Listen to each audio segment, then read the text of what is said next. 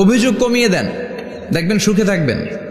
এইটা নাই, ওইটা নাই, এইটা পাই নাই, ওইটা পাই নাই, জীবনে এইটা হই নাই রে, ওইটা পাইলাম না রে, এরকম অভিযোগ করে দেদারছে অনেক। এরকম লোক আছে না নাই? এরা অসুখী, এরা অসফল। সফল ব্যক্তিদের একটা গুণাবলী হচ্ছে এরা কমপ্লেইন করে কম, কমপ্লেইন করে কম, তারা শুকরিয়া করে বেশি। দে আর ভেরি গ্রেটফুল, তারা শুকরিয়া করে বেশি। এটা পাই নাই, ওইটা পাই নাই, এগুলো বলবেন না। কারণ আপনি যেটা পাইয়া খুশি না, অনেকে এইটা পাওয়ার জন্য সংগ্রাম করে যাচ্ছে। আপনি এখন যেই জায়গাটাতে আছেন, এই জায়গাটাতে পৌঁছা অনেকে স্বপ্ন। আপনি এটা পেয়ে খুশি না, কিন্তু আপনার জায়গায় পৌঁছার জন্য অনেকে স্ট্রাগল করে যাচ্ছে, সংগ্রাম করে যাচ্ছে। আপনি যেই পজিশনে আছেন, শুধু এই পজিশনে আসাটাই অনেকের স্বপ্ন। তো শুকরিয়া করবেন না কেন? এজন্য সব সময় আমাদের বেশি বেশি শুকরিয়া করতে হবে। কার? রব্বুল আলামিন বলেন, কুল লাউ কানাল বাহরু মিদাদান লিকালিমাতি রাব্বি লানাফিদাল বাহরু ক্বাবলা আন তানফাদা কালিমাতু রাব্বি ওয়ালাউ জিনা বিমিসলিহি মাদাদা। সাগরের জলকে কালি করে, গাছের পাতাকে খাতা করে, তোমার মহিমা লেখা শেষ হবে না, যদিও লিখি প্রভু জীবন ভরে। সাগরের জলকে কালি করে, গাছের পাতাকে খাতা করে, তোমার মহিমা লেখা শেষ হবে না, যদিও লিখি প্রভু জীবন ভরে। সাগরের জলকে কালি করে, চিল্লায় বলেন ঠিক কিনা? সব সাগর মহাসাগরের জল যদি কালি হয়ে যায়, কি উপমা দিলেন আল্লাহ!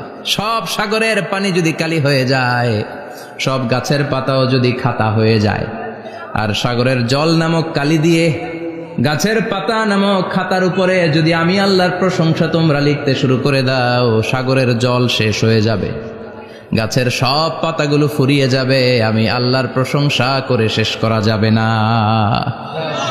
সুবহানাল্লাহ বাড়িতে যায় বলবেন। সাগরের জল, চারটেখানে কথা। কয়টা সাগর দেখছেন আপনি? কয়টা সাগর ঘুরছেন? প্রশান্ত মহাসাগর দেখছেন আপনি? আটলান্টিক মহাসাগর দেখেছি আমরা? দেখি নাই। প্রশান্ত মহাসাগরের সবচেয়ে গভীর জায়গার নাম মারিয়ানা ট্রেঞ্চ। প্রায় 36,000 ফিট ওইটা ডেপথ, গভীরতা। কয় হাজার ফিট গভীর? আপনার বাড়ির যে পুকুর কয় হাত গভীর? হ্যাঁ, 36,000 ফিট। কেন ইমাজিন, কল্পনা করতে পারেন 36,000 ফিট গভীর এটা মারিয়ানা ট্রেঞ্চ, প্রশান্ত মহাসাগর। আর এই পৃথিবীর সবচেয়ে উঁচু যে পাহাড়টা, এটার নাম মাউন্ট এভারেস্ট। এটার উচ্চতা প্রায় অ্যাপ্রক্সিমেটলি রাউন্ড 29,000 ফিট। পাহাড়, পৃথিবীর সবচেয়ে উঁচু পর্বত শৃঙ্গ মাউন্ট এভারেস্ট 29,000 ফিট। আর পৃথিবীর সবচেয়ে গভীর সাগর, প্রশান্ত মহাসাগরের সবচেয়ে গভীর জায়গা মারিয়ানা ট্রেঞ্চ, ওইটা নাকি 36,000 ফিট।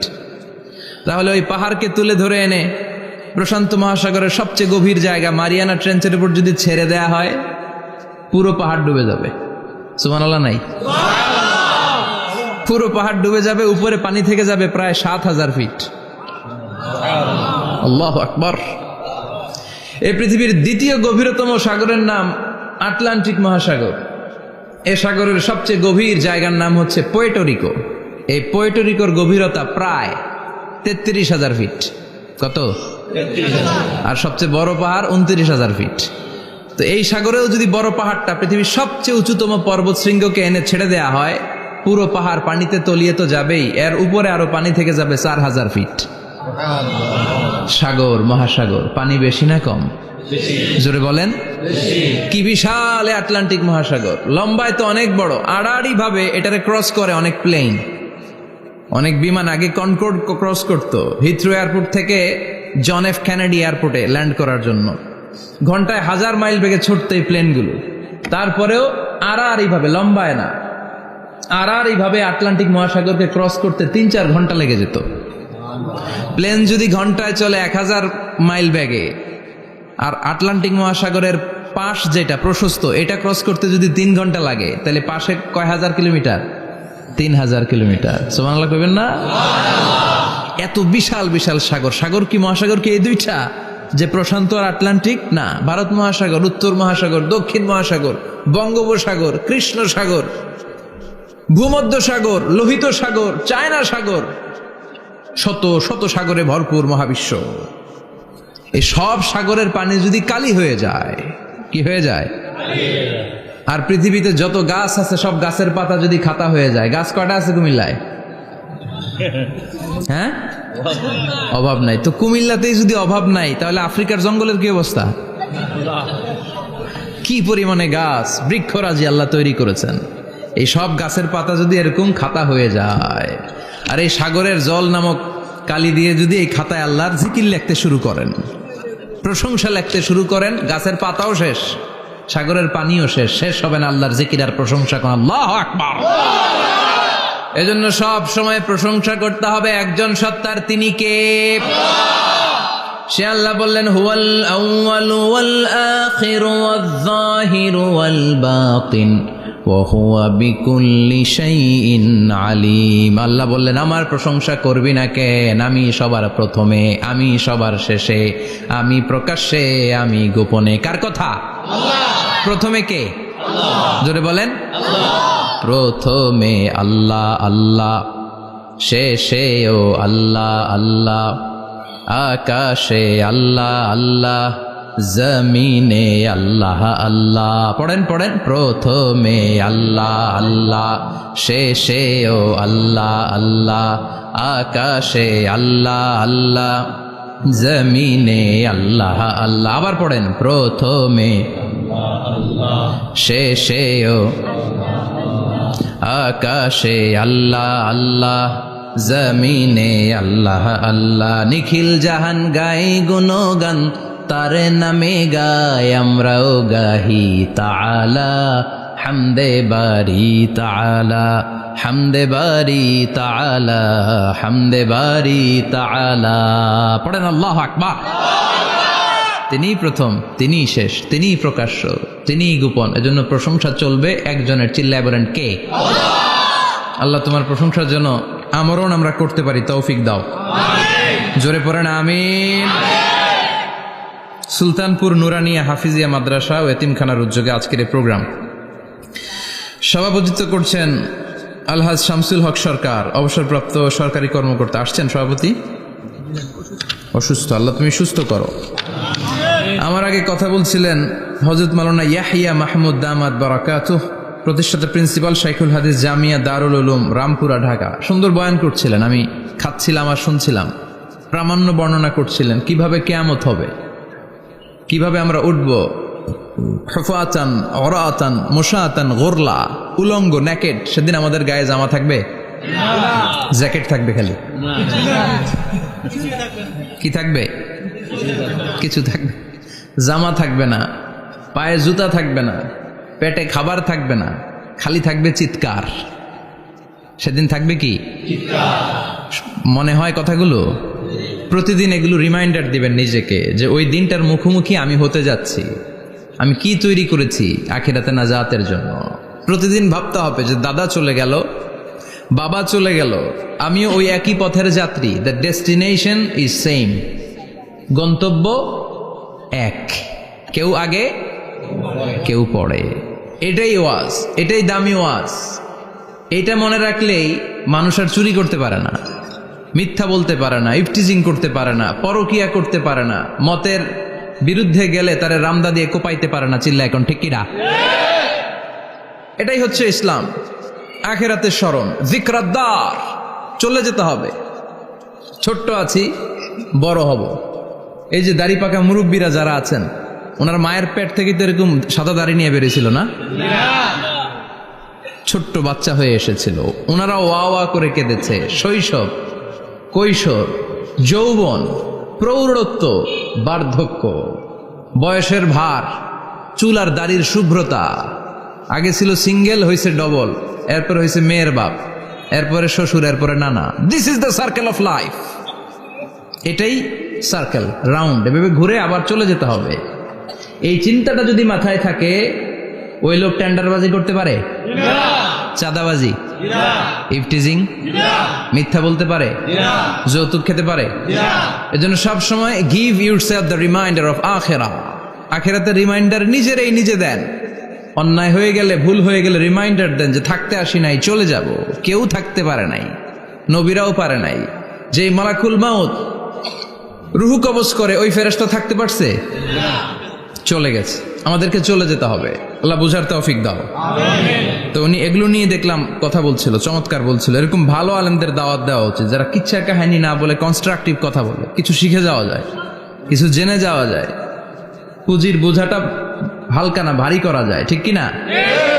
আল্লাহ আমাদেরকে তৌফিক দান করুক, উনি যা বললেন আমরা যেন আমল করতে পারি। আরো অনেকে কথা বলেছেন, যারাই বলেছেন নিঃসন্দেহে কোরআন থেকে বলেছেন। আমরা চাই এই কোরআনের কথা ছড়িয়ে পড়ুক শহর, গ্রাম, বন্দর, বিশ্বের আনাচে কানাচে, সব জায়গায়। রাজি আছেন তো? কোরআন দিয়ে দেশ চলুক আমরা চাই না? কোরআন দিয়ে সমাজ চলুক আমরা চাই না? কোরআনের ভেতরে সব সমস্যার সমাধান দিয়েছে কে? আল্লাহ। সমাধান চাও যদি জীবনে মরণে, ফিরে যাও খুঁজে নাও, চোখ রাখো কোরআনে। পড়েন সবাই, সমাধান ফিরে যাও খুঁজে নাও, চোখ রাখো কোরআনে। If you want the solution this দুনিয়ায় নাখিরা, go back, have a look to the holy কোরআনে। ঠিক কিনা? Go back, sit down and have a look to the Quran. বসো, ঠান্ডা মাথায় দেখো কোরআনে কি বলেছে আল্লাহ। প্রবলেম সলভিং মেথোডোলজি, সব সমস্যার সমাধান এই কোরআনে আছে না নাই? এই কোরআনের মজলিসে আজকে আসতে বসতে পেরে খুশি না বেজার? কম না বেশি? আসুন আমরা আল্লাহর দরবারে শুকরিয়া জানাই আর পড়ি আলহামদুলিল্লাহ। প্রাণটা খুলে পড়েন আলহামদুলিল্লাহ। আল্লাহর একটা ডাক দেন, বলেন ইয়া আল্লাহ। আরো জোরে পড়েন ইয়া আল্লাহ। আল্লাহ তুমি কবুল করো। আমরা সরাসরি এই বইটা থেকে এখন কথা শুনবো। এই দেখেন, পৃথিবীর কোনো বইয়ে এত ময়লা থাকে না যত ময়লা থাকে কোরআনে। কারণ সমাধান দিবে তো, এজন্য ময়লা টয়লা নিয়ে সব সমাধান করে ফেলবে কোরআন। যত জায়গায় তাফসির করতে যাই ধুলাবালি মিশে থাকে। Quran for not your bookshelf, Quran is for yourself. Quran আপনার বুক সেলফের জন্য না, কোরআন আপনার জন্য। আমরা বুক সেলফে রাখি, তাও নিচের থাকে না, উপরের থাকে, যাতে কেউ নাগাল না পায়। এরকম ডাকাইত আছে না নাই? কোরআনের সাথে অ্যাটাচমেন্ট বাড়াতে হবে। You have to increase your attachment with the holy Quran. এটা এনলাইটেন করতে এসেছে আপনার জীবনকে, আলোকিত। এই যে আমরা কোরআনের উপর আলোকপাত করি না, এটা এনলাইটেন করে, আলো বিচ্ছুরিত করে, আপনার জীবনকে উজালা করবে। এজন্য কোরআনের সাথে সম্পর্ক বাড়াতে হবে, শুদ্ধভাবে পড়তে জানতে হবে, অর্থ জানতে হবে। আল্লাহ কি বলেছেন জানতে মনে চায় না? আসুন আমরা জানার চেষ্টা করি। আল্লাহ তুমি তৌফিক দাও, পড়েন আমিন।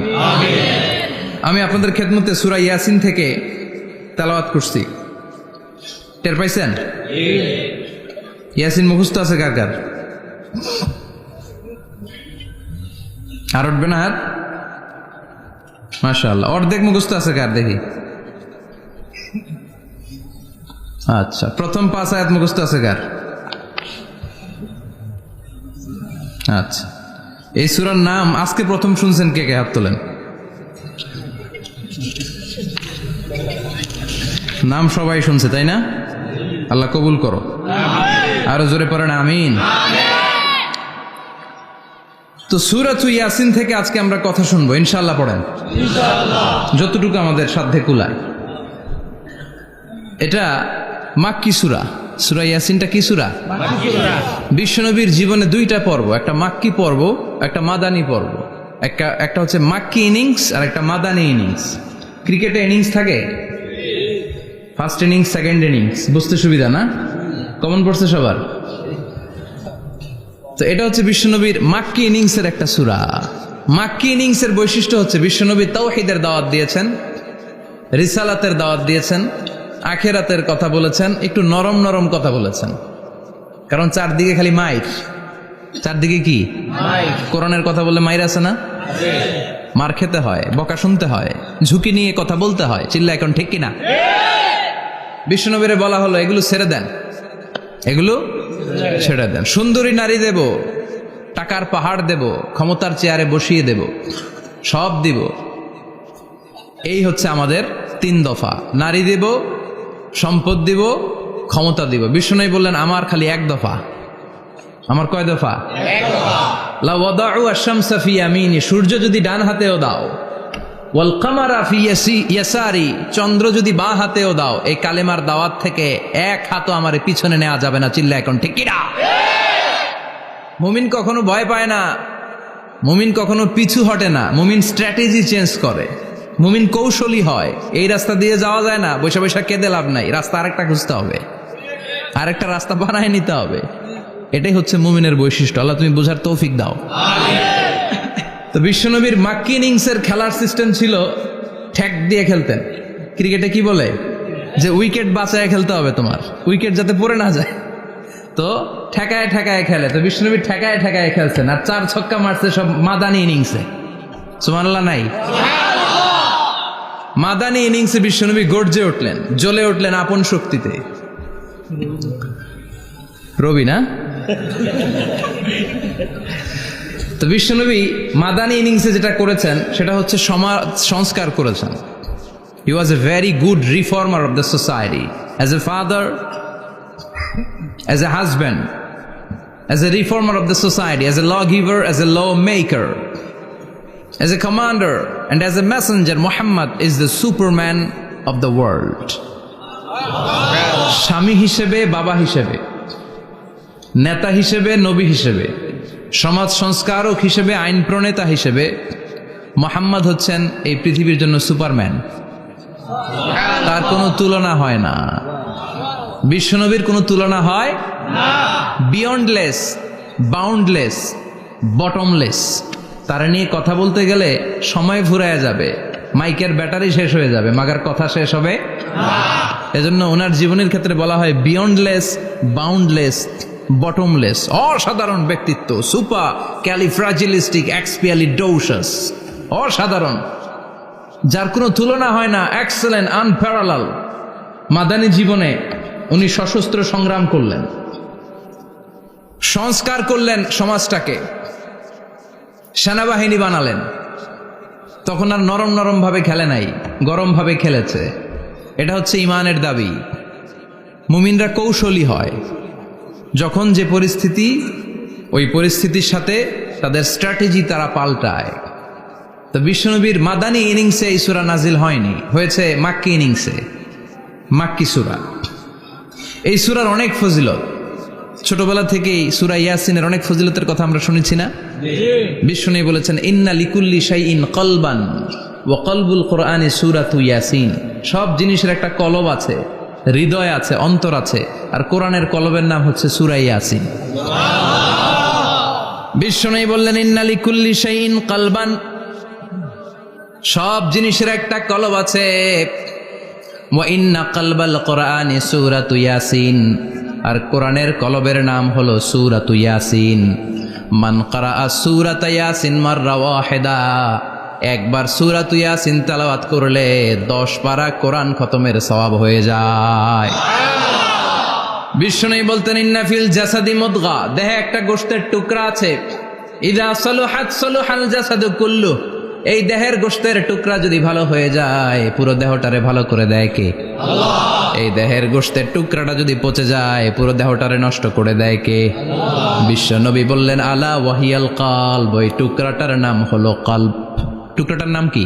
কলব। এজন্য কলবের মধ্যে আল্লাহর জিকির বসাইতে হবে। কি বসাবেন? জিকির। নাকি আয়না বসাবেন? আয়না বসায় না? আয়না বসাইয়া দে মোর দয়াল বাবা, কেবলা কাবা, সব মুখস্থ।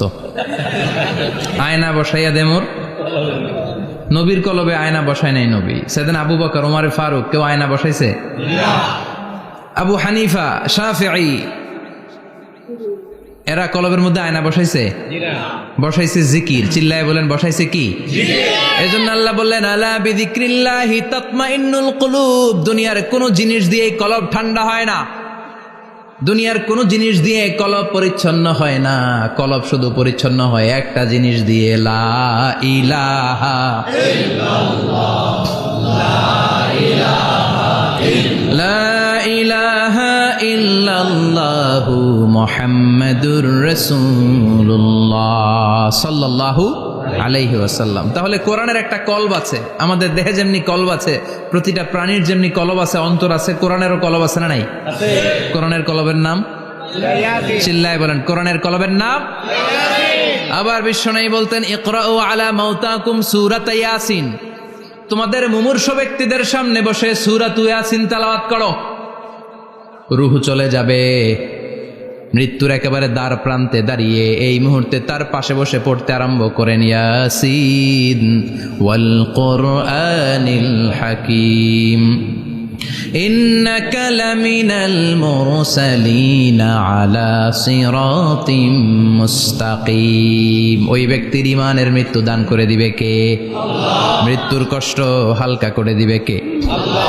আবার বিশ্বনবী বলতেন, রাত্রিবেলা যে ব্যক্তি একবার সূরাত ইয়াসিন তেলাওয়াত করে ঘুমাতে যায়, সকালবেলা নিষ্পাপ অবস্থায় তারে ঘুম থেকে জাগাবে কে? আল্লাহ। তাহলে এই সূরার মর্যাদা কম কম না বেশি বেশি? কলবুল কোরআন, এটা কোরআনের কলব, একবার পড়লে 10 পড়ার সওয়াব। আবার মুমূর্ষু ব্যক্তির সামনে বসে সূরা ইয়াসিন তেলাওয়াত করতে বলা হয়েছে, তাহলে মৃত্যুর কষ্টরে হালকা করে দেয় কে? আল্লাহ। আবার রাত্রিবেলা সূরা ইয়াসিন তেলাওয়াত করলে সকালবেলায় নিষ্পাপ বানায় দেয় কে? আল্লাহ। মনে থাকবে? কোরআনের কলবের নাম কি? ভুলে যাবেন না তো? বেশি বেশি তেলাওয়াত করতে রাজি আছেন? সকাল সন্ধ্যা তেলাওয়াত করবেন তো? সূরা ইয়াসিন ছাড়াও এই সূরার অনেকগুলো নাম তাফসীর গ্রন্থে পাওয়া যায়। এই সূরার একটা নাম হচ্ছে সূরাতুল কাদিয়া, সূরাতুল কাদিয়া, তাকদি হাজাতা কারিইহা। যে এই সূরা তেলাওয়াত করে ওই তেলাওয়াতকারীর যে হাজত আছে, প্রয়োজন আছে, এই সূরার বরকতে আল্লাহ তার প্রয়োজন পূরণ করে দেয়। আমাদের জীবনে প্রয়োজন আছে না নাই? কার কাছে চাইবো? বিপদে পড়লে কারে বলবো? আমরা বিপদে পড়লে প্রথমে শেয়ার দেই ফেসবুকে। কোথায় শেয়ার? আগে শেয়ার দিব কার কাছে? মনে থাকবে? বিপদে পড়লে ফেসবুকে শেয়ার দিব না, বন্ধুরে শেয়ার করব না, বউয়ের কাছেও পরে শেয়ার করব, আগে শেয়ার করব কার কাছে? মনে থাকবে? এজন্য বিশ্বনবী বলতেন, এই সূরার নাম সূরাতুল কাদিয়া, মানুষের হাজত পূরণ করে দেয়। এই সূরা তেলাওয়াত করে যদি আপনি আল্লাহর কাছে কোনো বিপদ থেকে পানা চান অথবা কোনো প্রয়োজন নিয়ে দোয়া করেন, সূরার বরকতে প্রয়োজনটা পূর্ণ করে দেয় কে? আল্লাহ। কেউ যেটা পারে না পারে কে? আল্লাহ। কেউ যেটা দেয় না দেয় কে? আল্লাহ। কেউ যেটা শোনে না শোনে কে? আল্লাহ। তাহলে পেলাম সূরাতুল কাদিয়া। আরেকটা নাম আছে সূরার, সেটা হচ্ছে সূরাতুল আযীমা, সুমহান সূরা। কি সূরা? সুমহান, আযীমা। এই আযীম আর আযীমা এই শব্দ দুইটা অনেক দামি, আল্লাহ যে কোনো জায়গায় ব্যবহার করেন নাই। বিশ্বনবীর চরিত্রের উপমা দিতে যে আল্লাহ আযীম শব্দ বলেছেন, তাই না? রব্বুল আলামিন বলেন, ওয়া ইন্নাকা লাআলা খুলুকিন আযীম। ও নবী, সাধারণ কোন চরিত্র আপনারে আমি দেই নাই, আপনারে আমি দিয়েছি আযীম একটা চরিত্র, খুলুকুন আযীম। And verily indeed you are on a very good standard of character. অসাধারণ চরিত্র দিয়েছি। বিশ্বনবীর চরিত্র বুঝাতে যে আল্লাহ কি শব্দ ব্যবহার করেছেন? কথা বলে না, তাফসীর শিখে যেতে হবে। কোন শব্দ ব্যবহার করেছেন? আযীম। আবার আল্লাহ নিজের পরিচয় দিতে যে আযীম বলেছেন, ওয়ালা ইয়াউদুহু হিফযুহুমা ওয়া হুয়াল আলিয়্যুল আযীম। সুবহানাল্লাহ। আকাশ জমিনের নিয়ন্ত্রণ করতে যে আল্লাহ কখনো ক্লান্ত হয় নাকি? কারণ তিনি হচ্ছেন আল আলিয়্যুল আযীম। আল্লাহু আকবার। তার মানে নবীর চরিত্রের ক্ষেত্রে আযীম, আল্লাহর নিজের সত্তার ক্ষেত্রে আল্লাহ বললেন আযীম। আবার বললেন কিয়ামতের দিন গোটা পৃথিবীটারে আমি নাড়িয়ে দেব, গোটা পৃথিবীতে একটা আমি ভূমিকম্প দিব। এই কথাও কোরআনে আছে না নাই? ইযা জুলজিলাতিল আরদু জিলজালাহা আল কারিয়াতু মাল কারিয়া। পুরো পৃথিবী কাঁপিয়ে দিব। এই কাঁপাকাঁপিটা ওই দিনের ভূমিকম্পটা কি অন্যান্য সময়ের ভূমিকম্পের মতো হবে? এই ভূমিকম্পকে আল্লাহ বলেছেন আযীম। ইন্না জালজালাতা সাআতি লা শাইউন আযীম। সেদিনের ভূমিকম্প সাধারণ কোনো আর্থকোয়েক নয়, সাধারণ ভাইব্রেশন না, এটা আযীম। আবার আল্লাহ এই কোরআনকেও আযীম বলেছেন, ওয়ালাকাদ আতাইনাকা সাবআম মিনাল মাসানি ওয়াল কুরআনাল আযীম। ও নবী, আমি আপনার নিত্য পাঠনীয় সপ্তবাক্য সূরাতুল ফাতিহা দিয়েছি, সাথে সাথে কোরআনে আযীম দান করেছি। সুবহানাল্লাহ। তার মানে কোরআনের ক্ষেত্রে আযীম, কিয়ামতের ভূমিকম্প এটা আযীম, আল্লাহ নিজেও আযীম, বিশ্বনবীর চরিত্র। আবার এই সূরাটাও যেহেতু দামি, এজন্য এই সূরার নাম সূরাতুল আযীমা, সূরাতুল সুমহান সূরা। এটা যেন তেন সূরা নয়, এটা তো কোরআনের কলব। কলব ছাড়া মানুষ বাঁচে? হার্ট ফাউন্ডেশনে যেয়ে দেখবেন মানুষের কি অবস্থা। হৃদরোগ, হৃদয় যার নষ্ট, তার যে কত কষ্ট। এই যে কি পরানো লাগে এখন, রিং পরায়, এনজিওগ্রাম, এনজিওপ্লাস্টি করে আর্টারি ব্লক করে ফেলে। চর্বি, এত চর্বি আমরা খাই, এত গরুর গোশত আমরা খাই। মনে রাখবেন, যেই প্রাণীর পা বেশি ওইটার ভিতরে কোলেস্টেরল বেশি। মাছের কয় পা? হ্যাঁ, নাই, এখানে নাই, মাছের পাটা নাই, কোলেস্টেরল নাই। মুরগির কয় পা? জোরে বলতে হবে। তার মানে কিছু কোলেস্টেরল আছে না নাই? গরুর কয় পা? কোলেস্টেরল বেশি না কম? এইবার কোন চিংড়ির কয় পা? সবচেয়ে বেশি কোলেস্টেরল কন্টেইন করে শ্রিম্প, প্রন, চিংড়ি। এজন্য এগুলো কম খাইতে হবে। তবে 40-এর আগে যারা আছেন ধুমায়া খান, 40-এর পরে এই যে মাটন, ল্যাম্প, ছাগলের গোশ, খাসির গোশ, চিংড়ি, এগুলো আপনার ডায়েট থেকে বাদ দিয়ে দিতে হবে। বুঝতে পেরেছেন? এজন্য এই সূরাটা যেন তেন সূরা নয়, এটা তো কোরআনের কলিজা, হার্ট, হৃদয়। এজন্য সূরাটা সূরাতুল আযীমা। সুবহানাল্লাহ পড়েন। তার মানে 1 নম্বরে পেলাম সূরাতুল কাদিয়াহ, 2 নম্বরে পেলাম সূরাতুল আযীমা, 3 নম্বরে সূরার আরেক নাম হলো সূরাতুল মুইম্মা। সূরাতুল মুইম্মা। মুইম্মার 2 অর্থ। এক অর্থ হচ্ছে এটার বরকতটা আম, সবার জন্য, যেই পড়ে সেই বরকত পায়, এজন্য মুইম্মা। আবার মুইম্মার আরেক অর্থ হচ্ছে যেই সূরা শত্রুকে অন্ধ করে দেয়। কি করে দেয়? এই সূরার প্রথম 9টা আয়াত যদি বিপদে পড়ে, শত্রুর কবলে পড়ে আপনি তেলাওয়াত করেন, শত্রুর চোখটারে অন্ধ করে দিবে কে? আল্লাহ। বিশ্বনবী মক্কা থেকে যখন মদিনায় যায়, হিজরতের সময় বিশ্বনবী সূরাতুল ইয়াসিনের প্রথম 9টা আয়াত তেলাওয়াত করলেন। তেলাওয়াত করে আল্লাহর নাম নিয়ে ঘর থেকে বের হলেন। আশেপাশে কাফেররা ঘুরে কিন্তু বিশ্বনবীরে দেখে না, সবাই খেলে এরকম এরকম করে, ডানে বায়ে হাতায়, বিশ্বনবীর সামনে দিয়ে যায়, কিন্তু কাফেরদের চোখ অন্ধ করে দিয়েছে কে? আল্লাহ। এজন্য কোরআন তেলাওয়াত করলে কাফেরদের চোখকে অন্ধ বানায় দেয় কে? আল্লাহ। এজন্য সূরার একটা নাম হচ্ছে সূরাতুল মুইম্মা। কি নাম? অন্ধ করে দেয়। তাফসিরে কুরতুবির মুসান্নিফ ইমাম আল কুরতুবি, উনাকে জালিম বাদশা বন্দী করেছিল। ওনার তাফসিরে এসেছে উনি শক্তিশালী লোক ছিলেন, জেলখানা ভেঙে বাঁচার জন্য দিছে দৌড়। উনারেও ধরার জন্য জালিম বাদশার সৈনিকেরা ঘোড়া নিয়ে রওনা হয়েছে। উনিও দৌড়ায়, ঘোড়াও পেছন থেকে আসে। ওমিয়া মানুষ কি ঘোড়ার দৌড়ের সাথে পারে? উনি হাঁটতে হাঁটতে হয়রান হয়ে এক বালুর ময়দানে যে ধপাস করে পড়েছেন। ওরাও ঘোড়া দিয়ে এসে নেমেছে, কিন্তু আজীব তামাশা, উনি বালুতে ধপাস করে পড়েই সূরাতুল ইয়াসিনের প্রথম 9 আয়াত তেলাওয়াত করতে শুরু করেছেন।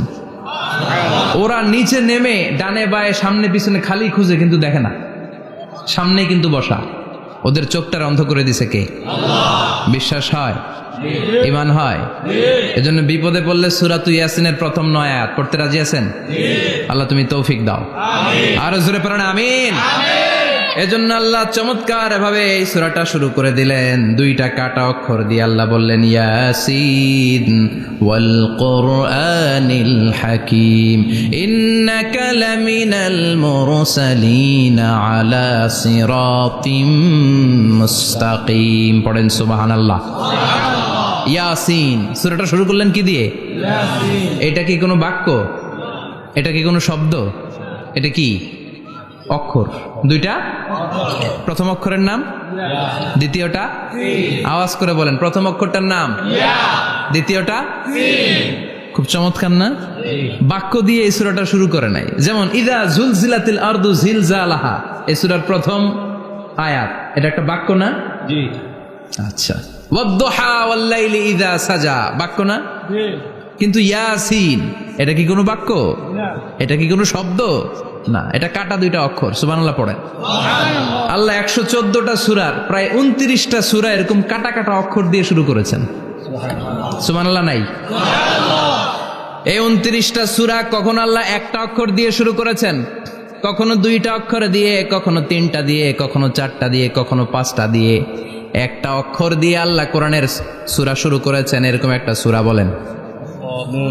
নুন ওয়াল কলামি ওয়া মা ইয়াসতুরুন। নুন, নুন দিয়ে সূরা শুরু হয়ে গেছে। তারপরে কফ, এক অক্ষর দিয়ে সূরা শুরু হয়ে গেছে। সুবহানাল্লাহ পড়েন। সুবহানাল্লাহ। এবার বলেন 2 অক্ষর দিয়ে সূরা শুরু হয়েছে এরকম সূরা বলেন। আমিন। এত দূরে যান কেন? এটা আছে না নাই? আছে। ইয়াসিন। সুবহানাল্লাহ পড়েন। ইয়াসিন 2 অক্ষর দিয়ে। তারপরে হামিম। এবার 3 অক্ষর দিয়ে আল্লাহ সূরা শুরু করছেন এরকম। আলিফ লাম মিম তা সিন মিম। আল্লাহু আকবার।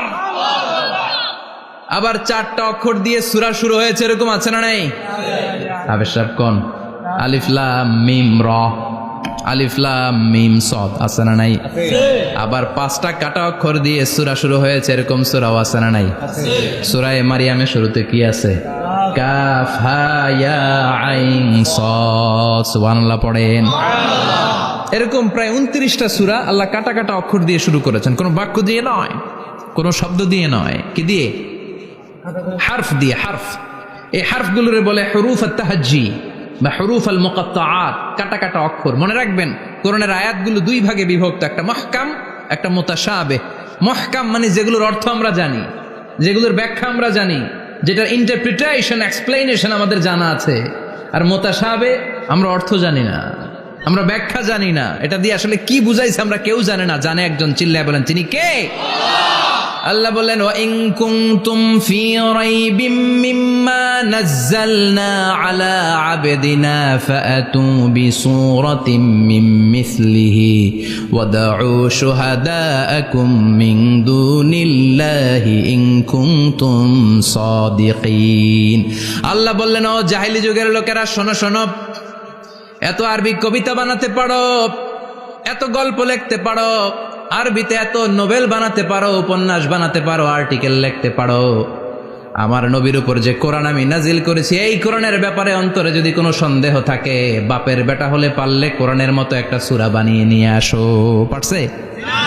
কিয়ামত পর্যন্ত কেউ পারবে? বিশ্বনবী যেই জামানাতে এসেছিলেন ওই জামানায় আরবি ভাষা সাহিত্যের উৎকর্ষতা সাধিত হয়েছিল। আরবি ভাষার এতটা উৎকর্ষ পৃথিবী কখনো দেখে নাই। কবিতা, গদ্য, পদ্য, গল্প, উপন্যাস, রচনা, প্রবন্ধ, আর্টিকেলের সয়লাভ। এই ভাষা সাহিত্যিকদের চোখে আঙ্গুল দিয়ে আল্লাহ বুঝাতে চাইলেন, এত অর্থ করতে পারো, এত ব্যাখ্যা জানো, এত বড় বড় বুলিয়া ওড়াও, এত কিছু তুমি জানো, তাহলে বলো ইয়াসিন অর্থ কি? সুবহানাল্লাহ কইবেন না? তাইলে বল নুন অর্থ কি? কফ মানে কি? আলিফ লাম রা মানে কি? ফাবুহিতাল্লাযী কাফার। কেউ জানে না, কেউ উত্তর দিতে পারে না। কোন সুবহানাল্লাহ। এটা কোরআনের মুজিজা, এটার অর্থ কেউ জানে না।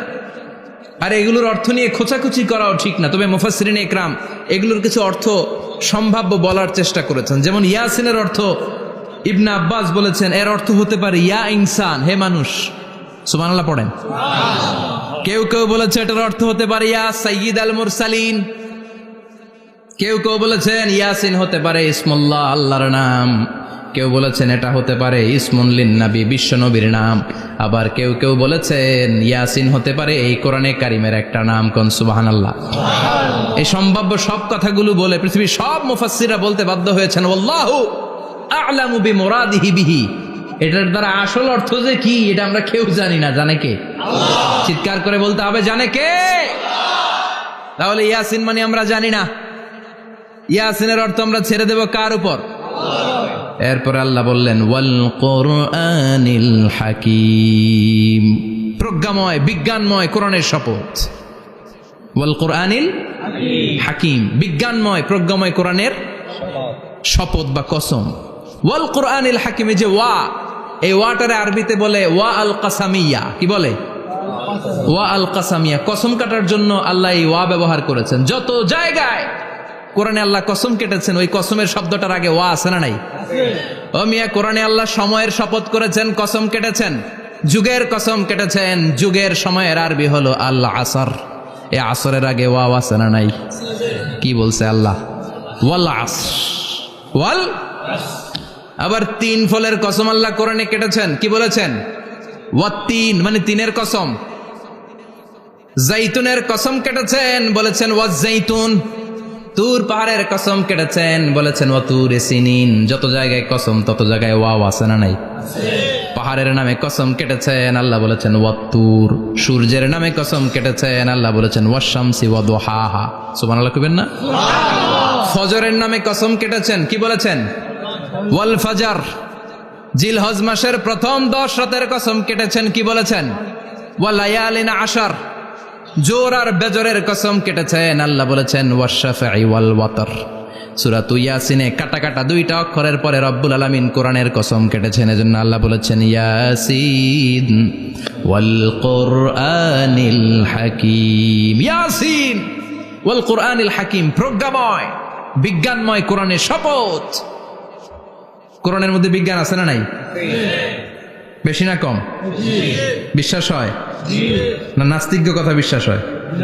নাস্তিকরা বলে কোরআনের মধ্যে বিজ্ঞান নাই, কোরআনের মধ্যে সায়েন্স নাই, কোরআনের ভেতরে টেকনোলজি নাই। কিন্তু কোরআন বলে এমন কিছু নাই, মানুষের প্রয়োজনীয় এমন কিছু নাই যেটা আমার ভিতরে নাই।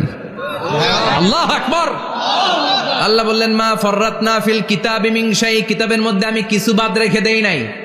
ইতিহাসের কথা বলেছি, পাতালপুরীর কথা বলেছি, ঊর্ধ্ব জগতের কথা বলেছি, মহাকাশের কথা বলেছি, cosmology, astrology, geology, zoology, botany, human anatomy, embryology, সব কিছুর কথা কোরআনের মধ্যে দিয়েছে কে? কোরআনের ভেতরে মানুষের কথা আছে না নাই? কোরআনের মধ্যে গাভীর কথা আছে না নাই? গাভীর কথাও আছে। কই আছে? হ্যাঁ, সূরাতুল গাভীর সূরা। সুবহানাল্লাহ কইবেন না? মানুষের কথা আছে সূরাতুল ইনসান, জিনদের কথা আছে সূরাতুল জিন, মাকড়সার কথা আছে সূরাতুল আনকাবুত, মৌমাছির কথা আছে সূরাতুন নাহাল। মৌমাছির কথা বলেছেন, দুধের কথা বলেছেন, প্রাণীর কথা বলেছেন, খাদ্যের কথা বলেছেন, মানুষের দেহ বৈশিষ্ট্যের কথাও বলেছেন। চিৎকার করে পড়েন আল্লাহু আকবার। আল্লাহ বললেন ওয়া আওহা রাব্বুকা ইলান নাহলি আনিত্তাখিযি মিনাল জিবালি বুয়ুতাও ওয়া মিনাশ শাজারি ওয়া মিম্মা ইয়ারিশুন। সুবহানাল্লাহ পড়েন। ওয়া আওহা রাব্বুকা ইলান নাহল, আল্লাহ মৌমাছির কাছে সিক্রেট মেসেজ পাঠিয়েছেন। সুবহানাল্লাহ পড়েন। ওহীকে আরবিতে বলে সিক্রেট মেসেজ। সায়েন্টিফিক আলোচনা শুরু হইতেছে, মনোযোগ আছে না গেছে? জিমানি ধরছে? হ্যাঁ, মনোযোগ আছে না গেছে? তাকবীর দেওয়া যাবে? জোরে না আস্তে? শুরুতে বিবাহিতরা দেন, এরপরে অবিবাহিতরা দেন, এরপরে সবাই মিলে দেন। বিবাহিত কারা কারা দেখি?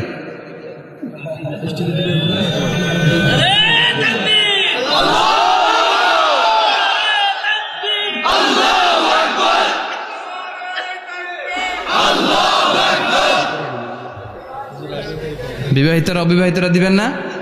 শুরুতে বিবাহিতরা দেন, তারপরে অবিবাহিতরা দেন, তারপরে সবাই মিলে দেন। বিবাহিতরা রেডি? দেখবো কাদের গলায় জোর বেশি। দেখি দেখি, বিবাহিতরা দেন। লিল্লাহি তাকবীর। মাশাআল্লাহ। এবার অবিবাহিতরা রেডি? আওয়াজ নাই, হেরে যাবে আজকে, হেরে যাবে। রেডি?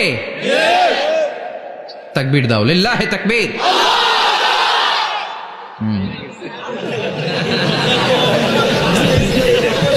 ইয়াংদের পারফরমেন্সই আলাদা, আওয়াজ বেশি। এবার সবাই মিলে 3টা লিল্লাহি তাকবীর, লিল্লাহি তাকবীর, লিল্লাহি তাকবীর। আল্লাহ মৌমাছিকে ওহী করেছেন। কি করেছে দেখেন। ওয়াল কুরআনিল হাকিম, আল্লাহ যে বললেন শেষ হবে না এই কথা। ওয়াল কুরআনিল হাকিম, বিজ্ঞানময় কোরআনের শপথ, প্রজ্ঞাময় কোরআনের শপথ। বিশ্বনবী বলেন লা তুহসা আজাইবুহু, কোরআনের আশ্চর্যান্বিতার কোনো শেষ নাই। ওয়ালা তাবলা গারাইবুহু, কোরআন কোনোদিন কারো কাছে পুরাতন মনে হয় না। ফিহি মাসাবিহুল হুদা, কোরআনের মধ্যে আছে হেদায়েতের মশাল। ওয়া মানারুল হিকমা, কোরআন হলো বিজ্ঞানের সুউচ্চ মিনার। লা তুহসা আজাইবুহু, কোরআনের আশ্চর্যান্বিতার শেষ নাই। যতই পড়বেন আপনি আশ্চর্য হয়ে যাবেন, যতই স্টাডি করবেন, যতই অধ্যয়ন করবেন, আপনার চোখকে খুলে দিবে কে? ওয়ালা তাবলা গরাইবহু, কোরআন কখনো পুরাতন হয় না। পুরান হয় নাকি? যার বয়স 50 বছর ধরে নামাজি মানুষ, প্রতি নামাজের প্রত্যেক রাকাতে কোন সূরা পড়া লাগে?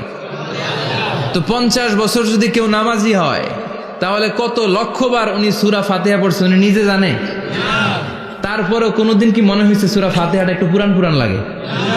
আজকে কুল হল্লা দিয়ে শুরু করুন, কথা বলেন। পুরান লাগছে কোনোদিন? এত পড়ছি এটা, আজকে আর এটা না, আজকে আর একটা, এরকম মনে হয়? বলা চাপলা গরাইবহু, পুরান লাগে না।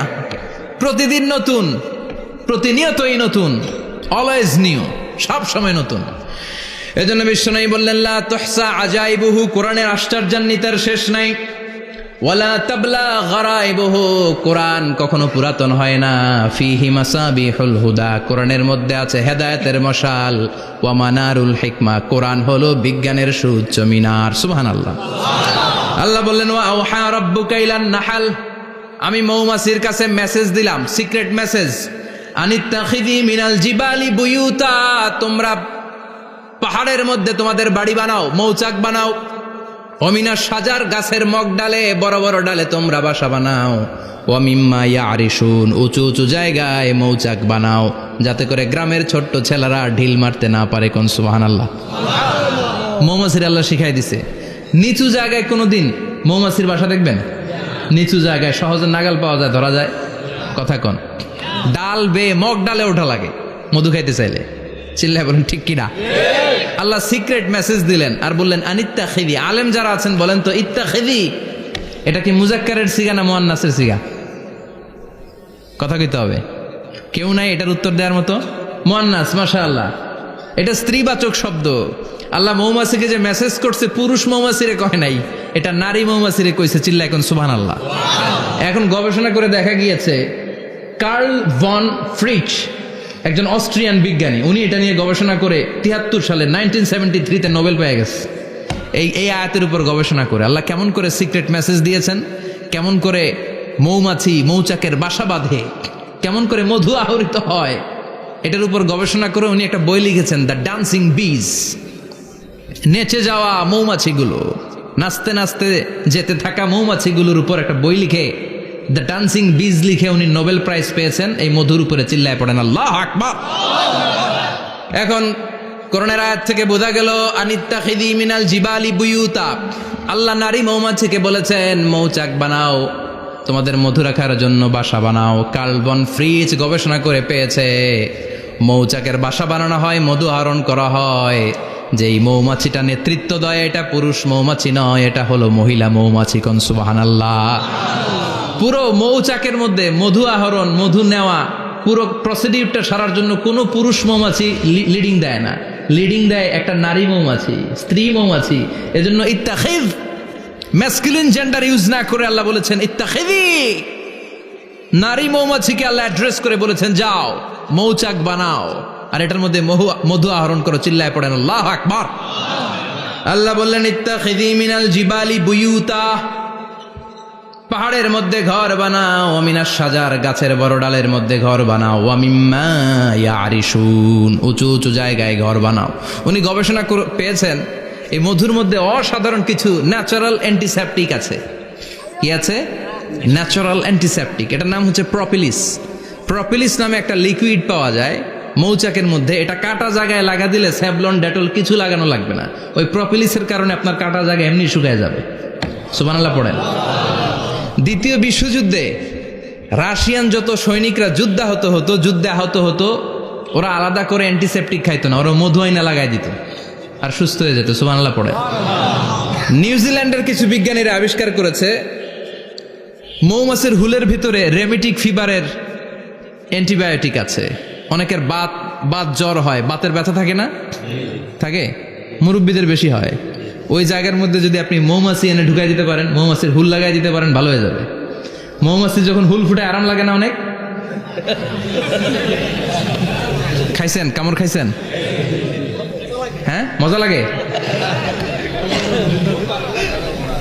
তো নিউজিল্যান্ডের এই গবেষকরা এরা আবিষ্কার করেছে যে মৌমাছি যদি হুল ফুটিয়ে দেয় ওইখানে বাতের ব্যথা থাকলে, বেদনা থাকলে এটা ভালো হয়ে যাবে। আমি নিজে দেখেছি, বিবিসি একটা ডকুমেন্টারি, ইজিপশিয়ান একজন ফিজিশিয়ান, চিকিৎসক, উনি ওনার বাতের ব্যথায় আক্রান্ত যত রুগীরা আছে ওদের গায়ের মধ্যে মৌমাছি এনে এনে নিজে নিজে হুল ফুটায়।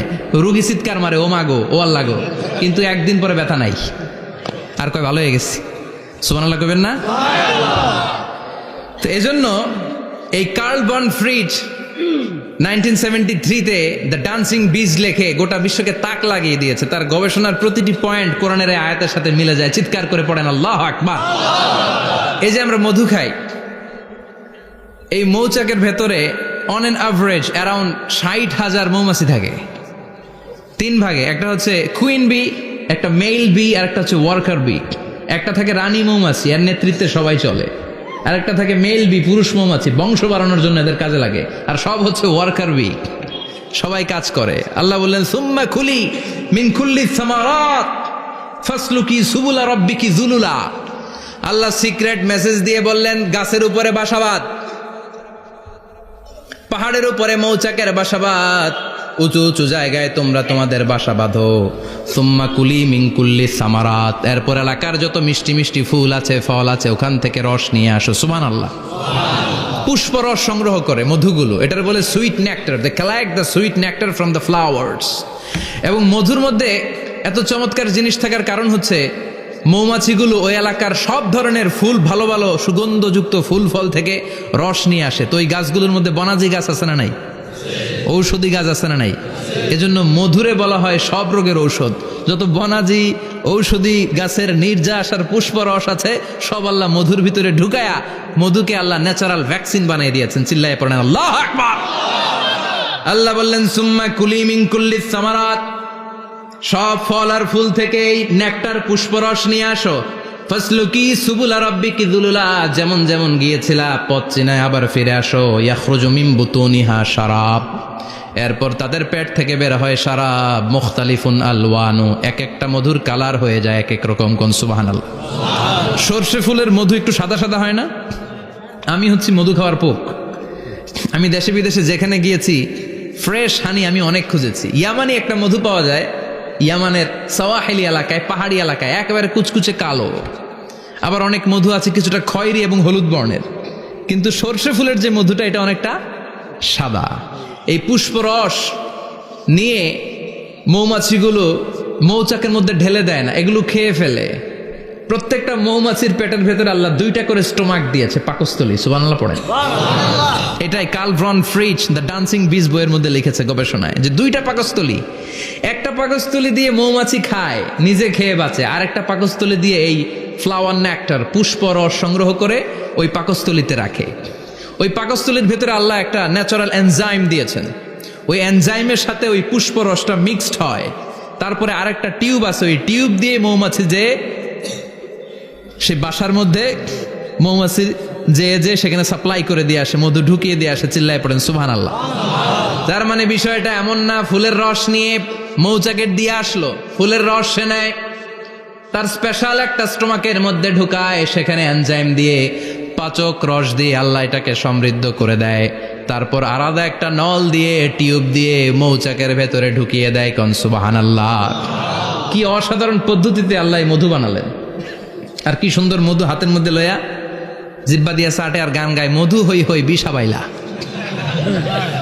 আছে না নাই? আল্লাহ শুকরিয়া নাই? মধু খায় আর গান গায়, মধু হই হই বিষা বাইলা, অনহারণে ভালোবাসার দাম নদিলা। আছে না নাই? ডাকাই। তাই মধু খেয়ে শুকরিয়া করতে হবে কার? বসো, চিৎকার করে বলেন শুকরিয়া করতে হবে কার?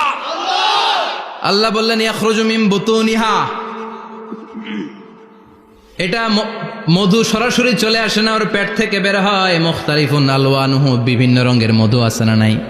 ব্ল্যাক কালারের মধু হয়, হোয়াইট হানি হয়, অর্গানিক হানি হয়, ক্রিমড হানি হয়। কত ধরনের মধু যে আল্লাহ পৃথিবীতে রেখেছে তার ইয়ত্তা নাই। এরপর আল্লাহ বললেন ফিহি শিফাউন লিন্নাস, মধুর ভেতরে শিফা দিয়েছে কে? আল্লাহ। এজন্য বিশ্বনবীর খাদ্য তালিকার মধ্যে মধু আছে না নাই? বিশ্বনবী সুগন্ধযুক্ত ওলা মধু খেতেন, দুর্গন্ধযুক্ত ওলা কোনো মধু মুখে নিতেন না। সুবহানাল্লাহ। বিশ্বনবীর জামানায় মাগাফির নামে একটা মধু ছিল, দুর্গন্ধযুক্ত। এটা কখনো বিশ্বনবী মুখে নিতে চাইতেন না। সুগন্ধযুক্ত মধু সবসময় বিশ্বনবী খেতেন। বিশ্বনবীর স্ত্রীরা এই সুগন্ধিযুক্ত মধু বোতলের মধ্যে প্রিজার্ভ করে রাখতেন বিশ্বনবীকে দেওয়ার জন্য। বিশ্বনবী প্রাণ ভরে এগুলো পান করতেন, সুবহানাল্লাহ। বিশ্বনবী যে সমস্ত খাদ্যগুলো পছন্দ করতেন হাদিসে এসেছে। বিশ্বনবী রুটি খেতেন, খেজুর খেতেন, খেজুর, খেজুর চিনেন? বালাহ, তামার। দুধ খেতেন, এই মধু খেতেন, জব খেতেন, বার্লি খেতেন, লাউ খেতেন, রুম্মান, ডালিম ফল, আনার ফল, আনার চিনেন? আনার, এই আনার খেতে পছন্দ করতেন বিশ্বনবী। মাশরুম খেতেন, মাশরুম, মাশরুম চিনেন? ব্যাঙ্গের ছাতার মতো। রেস্টুরেন্টে ইদানিং মাশরুমের স্যুপ পাওয়া যায়, এটা খাবেন। যাদের চোখের জ্যোতিতে সমস্যা, দৃষ্টিতে সমস্যা খাবেন। হাদিসে এসেছে আল কামআতু মিনাল মান ওয়া মাউহা শিফাউন লিল আইন। মাশরুম হলো মান্না সালোয়ার মতো খাবার। মাশরুমের স্যুপ যারা খাবে, চোখের জ্যোতি যাদের কম, তাদের চোখের জ্যোতি বাড়িয়ে দিবে কে? বুখারীর বর্ণনা, কানা রাসূলুল্লাহ ইউহিব্বুল হালাওয়া ওয়াল আসাল। বিশ্বনবী মিষ্টান্ন খেতে বড্ড পছন্দ করতেন, আবার বিশ্বনবী বেশি বেশি মধু খেতে পছন্দ করতেন, সুবহানাল্লাহ। কোরআনে দুইটা জিনিসের ক্ষেত্রে আল্লাহ শিফা যোগ করেছেন, যে দুইটা জিনিসের সাথে সম্পৃক্ত হলে শিফা। এক হচ্ছে কোরআন পড়লে শিফা, অনুনাজ্জিলু মিনাল কোরআনি মা হুয়া শিফা। আবার কোরআনে এই আয়াতের ক্ষেত্রে বলা হয়েছে শিফা ফিহি শিফাউন লিন্নাস। এজন্য সাইয়েদানা ইবনে মাসউদ এই উম্মাকে উদ্দেশ্য করে বলেছেন, আলাইকুম বিশিফাইন, তোমাদের উচিত দুইটা জিনিস থেকে শিফা নেয়া। এক হলো কোরআন, দুই হলো আসাল মানে মধু। কোন সুবহানাল্লাহ। কোরআন তেলাওয়াত করলে অসুস্থরে সুস্থ করে দেয় কে? সূরা ফাতিহা তেলাওয়াত করলে অসুস্থকে সুস্থ বানিয়ে দেয় কে? আবার মধু খেলে সুস্থ বানিয়ে দেয় কে? মধু খেয়ে প্রশংসা করবেন কার? নাকি মধু হই হই বিষাবাইলা বলবেন এগুলো কখনো? খাঁটি মধু খেতে হবে। খাঁটি মধু চিনার উপায় হচ্ছে, এটাতে পিঁপড়া জমে না, এটা ফ্রিজে রাখলে জমাট বাঁধে না, এটাতে দুর্গন্ধ হয় না। এক গ্লাস পানির মধ্যে এক ড্রপ মধু ছেলে দিলে এটা পানির সাথে না মিশে একেবারে নিচে চলে যায়। খাঁটি মধু খেতে হবে। তাহলে ফিহি শিফাউন লিন্নাস। কত কিছু দিয়ে যে আল্লাহ এটাকে সমৃদ্ধ করেছেন। এটার মধ্যে গ্লুকোজ আছে, এটার মধ্যে সুক্রোজ আছে, ফ্রুক্টোজ আছে, প্রোটিন আছে, মিনারেলস আছে, ক্যালসিয়াম আছে, ভিটামিন আছে। খাইলেই শরীর গরম হয়ে যায়, সুবহানাল্লাহ। এজন্য শীতকালে বেশি বেশি খাবেন, জাম্পাল লাগবে না। শীতকালে মধু খেয়ে রাত্রেবেলায় বের হবেন, আর মাফলার পেঁচিয়ে বেরোয়া লাগবে না, সুবহানাল্লাহ পড়েন। তার মানে আল্লাহ বললেন ইয়াসিন ওয়াল কোরআনিল হাকিম, প্রজ্ঞাময়, বিজ্ঞানময় কোরআনের কসম। কোরআনের ভেতরে বিজ্ঞান আছে না নাই? বিজ্ঞানের কথা এই তো শুরু করলাম, আজকে সারা রাত বিজ্ঞানের কথা বলবো ইনশাআল্লাহ। থাকবেন কতক্ষণ? হ্যাঁ, স্লোগান দেন লিল্লাহি তাকবীর। এরপরে আল্লাহ বললেন, গোলাম ওয়া ইন্না লাকুম ফিল আনআমি লাইবরা, প্রাণীকুলের দিকে নজর করে তাকাও। প্রাণীকুলের মধ্যে আমি তোমাদের জন্য নিদর্শন রেখেছি। নুসকিকুম মিম্মা ফি বুতুনিহি, এই প্রাণীকুলের পেট থেকে একটা চমৎকার জিনিস আমি বের করে দেই, এটার নাম হচ্ছে দুধ। এটা কি? দেখেন, একই আয়াতের মধ্যে আল্লাহ মধুর কথাও বললেন, আবার দুধের কথাও বললেন। দুধটা কিভাবে হয়, উৎপন্ন হয়, মধু কেমনে হয়, ইঞ্চি ইঞ্চি কথা এই কোরআনের ভেতরে তুলে ধরলেন কে? আল্লাহ বললেন মিমবাইনি ফারসিউ ওয়া দামিল লাবানা, গোবর আর রক্তের মাঝখান দিয়ে আমি দুধ বের করি, সুবহানাল্লাহ পড়েন।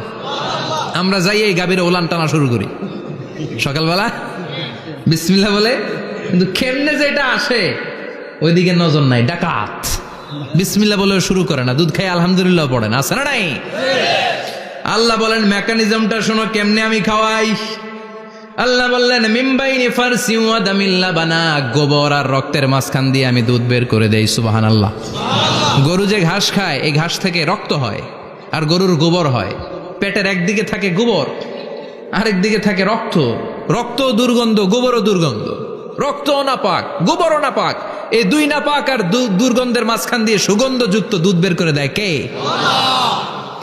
আল্লাহ বললেন মিমবাইনি ফারসি ওয়া দামিল লাবানা, গরু যে খাবারগুলো খায় ওই খাবারের এক পাশ দিয়ে গোবর হয়ে যায় আর এক পাশ দিয়ে রক্ত হয়ে যায়, মাঝখান দিয়ে দুধ বের করে দেয় কে? What a amazing mechanism of discharging milk from animal's body. What a amazing mechanism. একদিক দিয়ে গোবর দুর্গন্ধ, আরেক দিক দিয়ে ঘাস খাওয়ার কারণে রক্ত হয়, মাঝখান দিয়ে দুধ বের হয়ে যায়, সুবহানাল্লাহ। আবার বাছুর ছাড়া দুধ পাওয়া যায় না। গাভী আছে কার কার? হাত তোলেন তো। বাছুর ছাড়া দুধ পাওয়া যায়? শুধু গাভী, বাছুর নাই, দুধ আসবে? আবার এই যে বিশাল বড় ওলান, 20 কেজি দুধ দেয় প্রতিদিন, এই ওলান কাটলে দুধ পাওয়া যায়? এক ফোঁটা দুধও ওলানটা কেটে টুকরা টুকরা করলে আপনি পাবেন না। এটা আলাদা মেকানিজম, এটা ভিতর থেকে একটা নির্যাস। বাছুর নিয়ে 2টা ঢু মারবেন, ওই নির্যাস দিয়ে দুধ বেরোতে থাকবে, গোবর আর রক্তের মাঝখান দিয়ে চিৎকার করে পড়েন আল্লাহু আকবার। এজন্য বিশ্বনবী বলতেন বেশি বেশি দুধ খাও। দুধ হলো সুষম খাদ্য। পৃথিবীতে আবিষ্কৃত যত খাবার আছে, দুধের চাইতে ভালো খাবার আছে নাকি? কথা কন। মানুষ পানি খেয়ে 3-4 দিন বাঁচে, জানেন? আর পানির মধ্যে লবণ দিলে 7-8 দিন বাঁচতে পারবেন। আর দুধ পাইলে আজীবন বাঁচবেন। দুধ খেয়ে যদি হজম করতে পারেন, দুধ খেয়ে হজম করতে পারলে আজীবন বেঁচে যাবেন। সুষম খাদ্য। বিশ্বনবী যে রাতে মেরাজে যাবেন, সিদরাতুল মুনতাহা পার হওয়ার পরে বিশ্বনবীর পরীক্ষা শুরু হলো। বিশ্বনবীকে বুখারীর বর্ণনা 3টা গ্লাস দেয়া হলো। কাদাহ ফিহি লাবান, এক গ্লাসের মধ্যে দুধ ছিল। ওয়া কাদাহ ফিহি আসাল, আর এক গ্লাসের মধ্যে ছিল মধু। আর এক গ্লাসের মধ্যে ছিল মদ। কাদাহুন ফিহি খামার। বিশ্বনবীকে 3টা গ্লাস দিয়ে বলা হলো, নবী চুজ করেন কোনটা নেবেন। এক গ্লাসে মধু, আরেক গ্লাসে দুধ, আরেক গ্লাসের মধ্যে বিশ্বনবীকে দেয়া হলো মদ। বিশ্বনবী বললেন যে এই গ্লাসের ভেতরে দুধ আছে, আমি ওই পেয়ালাটা নিলাম। সাইয়েদনা জিব্রাইল বললেন, ইয়া রাসূলুল্লাহ আখাস্তাল ফিতরা, আপনি যেমন নিছেন তেমন। সুবহানাল্লাহ কইবেন না? বিশ্বনবী দুধ খেতে পছন্দ করতেন। আর বিশ্বনবী বলতেন, আলাইকুম বি আলবানিল বাকার, বেশি বেশি গরুর দুধ খাবা। ফাইন্নাহা তুরাম্মু মিনাল আশজার, কেননা এটা সবুজ লতা পাতা ঘাস পাতার নির্যাস। গরু কি খায়? ঘাস খায় না? এই ঘাসের নির্যাস হচ্ছে দুধ। বিশ্বনবী বলতেন বেশি বেশি দুধ খাবা। ফিহি শিফা, এর মধ্যে শিফা আছে। ফি লাবানিহা শিফা ও লুহমিহা দা, গরুর দুধে আছে শিফা, গরুর গোশতের মধ্যে আছে রোগ। সুবহানাল্লাহ কোন। কত বড় ফিলোসোফার বিশ্বনবী। বিশ্বনবী বলে গিয়েছেন গরুর দুধ বেশি খাও, কিন্তু গোশ বেশি খাইও না। আর আমরা গরুর গোশ পাইলে কোপায় ফেলাই। সাদা ভাত আর ঝাল গরুর মাংস যদি হয়, ওই যে অনেকের জিহ্বায় পানি চলে আসছে। সুবহানাল্লাহ কইবেন না? বিশ্বনবী বলতেন দুধ খাও, গোশ খাইও কম। গরুর গোশত কম খাবা, গরুর দুধ বেশি খাবা। সুস্থ রাখবে কে? আল্লাহ। আবার বিশ্বনবী মায়েদেরকে বলেছেন, ও মায়েরা, সন্তান হওয়ার পরে 2 বছর দুধ খাওয়াবা। আল্লাহু আকবার। ওয়াল ওয়ালিদাতু ইউরদি'না আওলাদাহুন্না হাওলাইনি কামিলাইনি লিমান আরাদা আন ইউতিম্মার রাদা'a। সন্তান যারা পেয়েছো মায়েরা, বোনেরা, 2 বছর দুধ খাওয়া সন্তানদের সুস্থ রাখবে কে? আল্লাহ। বাচ্চা ডেলিভারির পরপরই আল্লাহ তাআলা মায়ের বুকে একটা দুধ দেয়, এটাকে বলে শাল দুধ। এটা হচ্ছে বাচ্চার জীবনের প্রথম প্রাকৃতিক টিকা। সুবহানাল্লাহ কয় না? এটা বেবির জীবনে ন্যাচারাল প্রাকৃতিক টিকা, প্রতিষেধক আল্লাহ দিয়ে দিয়েছে। আপনার বাচ্চাকে টিকা দিন, স্লোগান আছে না? 5টা-7টা টিকা দেওয়া লাগে। প্রথম টিকাটা আল্লাহ নিজেই ফ্রি দিয়ে দিছে। এটা শাল দুধের ভেতরে পাওয়া যায়। এজন্য বাচ্চাকে শাল দুধ খাওয়াতে হবে। তার ব্রেনের গ্রোথ হবে, সে শক্তিশালী হবে, সে দেশপ্রেমিক হবে, সে আল্লাহওয়ালা হবে। চিল্লা এখন ঠিক কিনা? যে মায়েরা বাচ্চারে দুধ খাওয়ায়, ওই বাচ্চারা মায়েরে ভালোবাসে বেশি। আর যেই মা গুলো বাচ্চারে দুধ না খাওয়ায় আর ডানু খাওয়ায়, আর কি কি আছে? হরলিক্স আর সিরালেক, কমপ্লেট। যারা এগুলো খাওয়াবে, ডানু খাওয়াবে, যারা ল্যাকটোজেন খাওয়ায়, যারা বুকের দুধ খাওয়াতে চায় না কোনো কারণ ছাড়া, 2 বছর বাচ্চারে দুধ দিতে চায় না, এই বাচ্চাগুলো বড় হলে ওই মারে বৃদ্ধাশ্রমে দিয়ে আসবে। কথা কন, কথা কন। এজন্য মায়েরা, বোনেরা, সন্তান হলেই তাকে বুকের দুধ দিয়ে আল্লাহর পক্ষ থেকে যে টিকাটা, এই টিকাটা পেটের ভিতরে ঢুকাই দিতে হবে। চিল্লা এখন ঠিক কিনা? এটা হচ্ছে ন্যাচারাল টিকা। এজন্য আল্লাহ বললেন, ইয়াসিন ওয়াল কোরআনিল হাকিম। ইয়াসিন, বিজ্ঞানময় কোরআনের শপথ। কোরআনের মধ্যে বিজ্ঞান আছে না নাই? অভাব নাই। কয়টা শুনবেন? আল্লাহ কসমোলজির কথা বলেছে, অ্যাস্ট্রোলজি কথা। কসমোলজি হচ্ছে সৃষ্টি তত্ত্ব। কসমোলজি কি? সবাই বলেন কসমোলজি কি? আল্লাহ বললেন, আওয়ালাম ইয়ারাল্লাযীনা কাফারু আন্নাস সামাওয়াতি ওয়াল আরদা কানাতা রাতকান ফাফাতাকনাহুমা কাফেররা কি দেখে না মহাবিশ্বের সব কিছু একসাথে মিলে ঝিলে ছিল। বিশাল এক বিস্ফোরণের মাধ্যমে আমি মহাবিশ্ব তৈরি করেছি। সুবহানাল্লাহ। আদিতে শুরুতে কিন্তু সব আকাশ, বাতাস, জমিন, চন্দ্র, সূর্য, নক্ষত্র, গ্রহ, নীহারিকা পুঞ্জ, গ্যালাক্সি, ব্ল্যাক হোল সব কিছু মিলেমিশে একসাথে ছিল। এটার ঘনত্ব ছিল খুব বেশি। মহাবিশ্বের সব কিছু ছিল একটা বিন্দু। এটাকে বিজ্ঞানীরা নাম দিয়েছে দ্য সিঙ্গুলারিটি, মহা একত্ব। এরপর একটা প্রচন্ড বিস্ফোরণের মধ্য দিয়ে মহাবিশ্ব সৃষ্টি হয়েছে। এটার ওরা নাম দিয়েছে বিগ ব্যাং থিওরি। কি নাম? স্টিফেন হকিং মারা গেছে না গত বছর নাকি? হ্যাঁ, বছর খানিক আগে মারা গিয়েছে। সবচেয়ে বড় পদার্থবিজ্ঞানী ছিল। সে একটা বই লিখেছে, from the brief history of time, a brief history of time from big bang two black hole. সেখানে সে প্রমাণ করেছে কোরআনের এই আয়াত, কানাতা রাতকান, মহাবিশ্বের সবকিছু একটা বিন্দু ছিল। চাঁদ, সূর্য, গ্রহ, তারা সব কি ছিল? কথা বলেন, সবাই বলেন।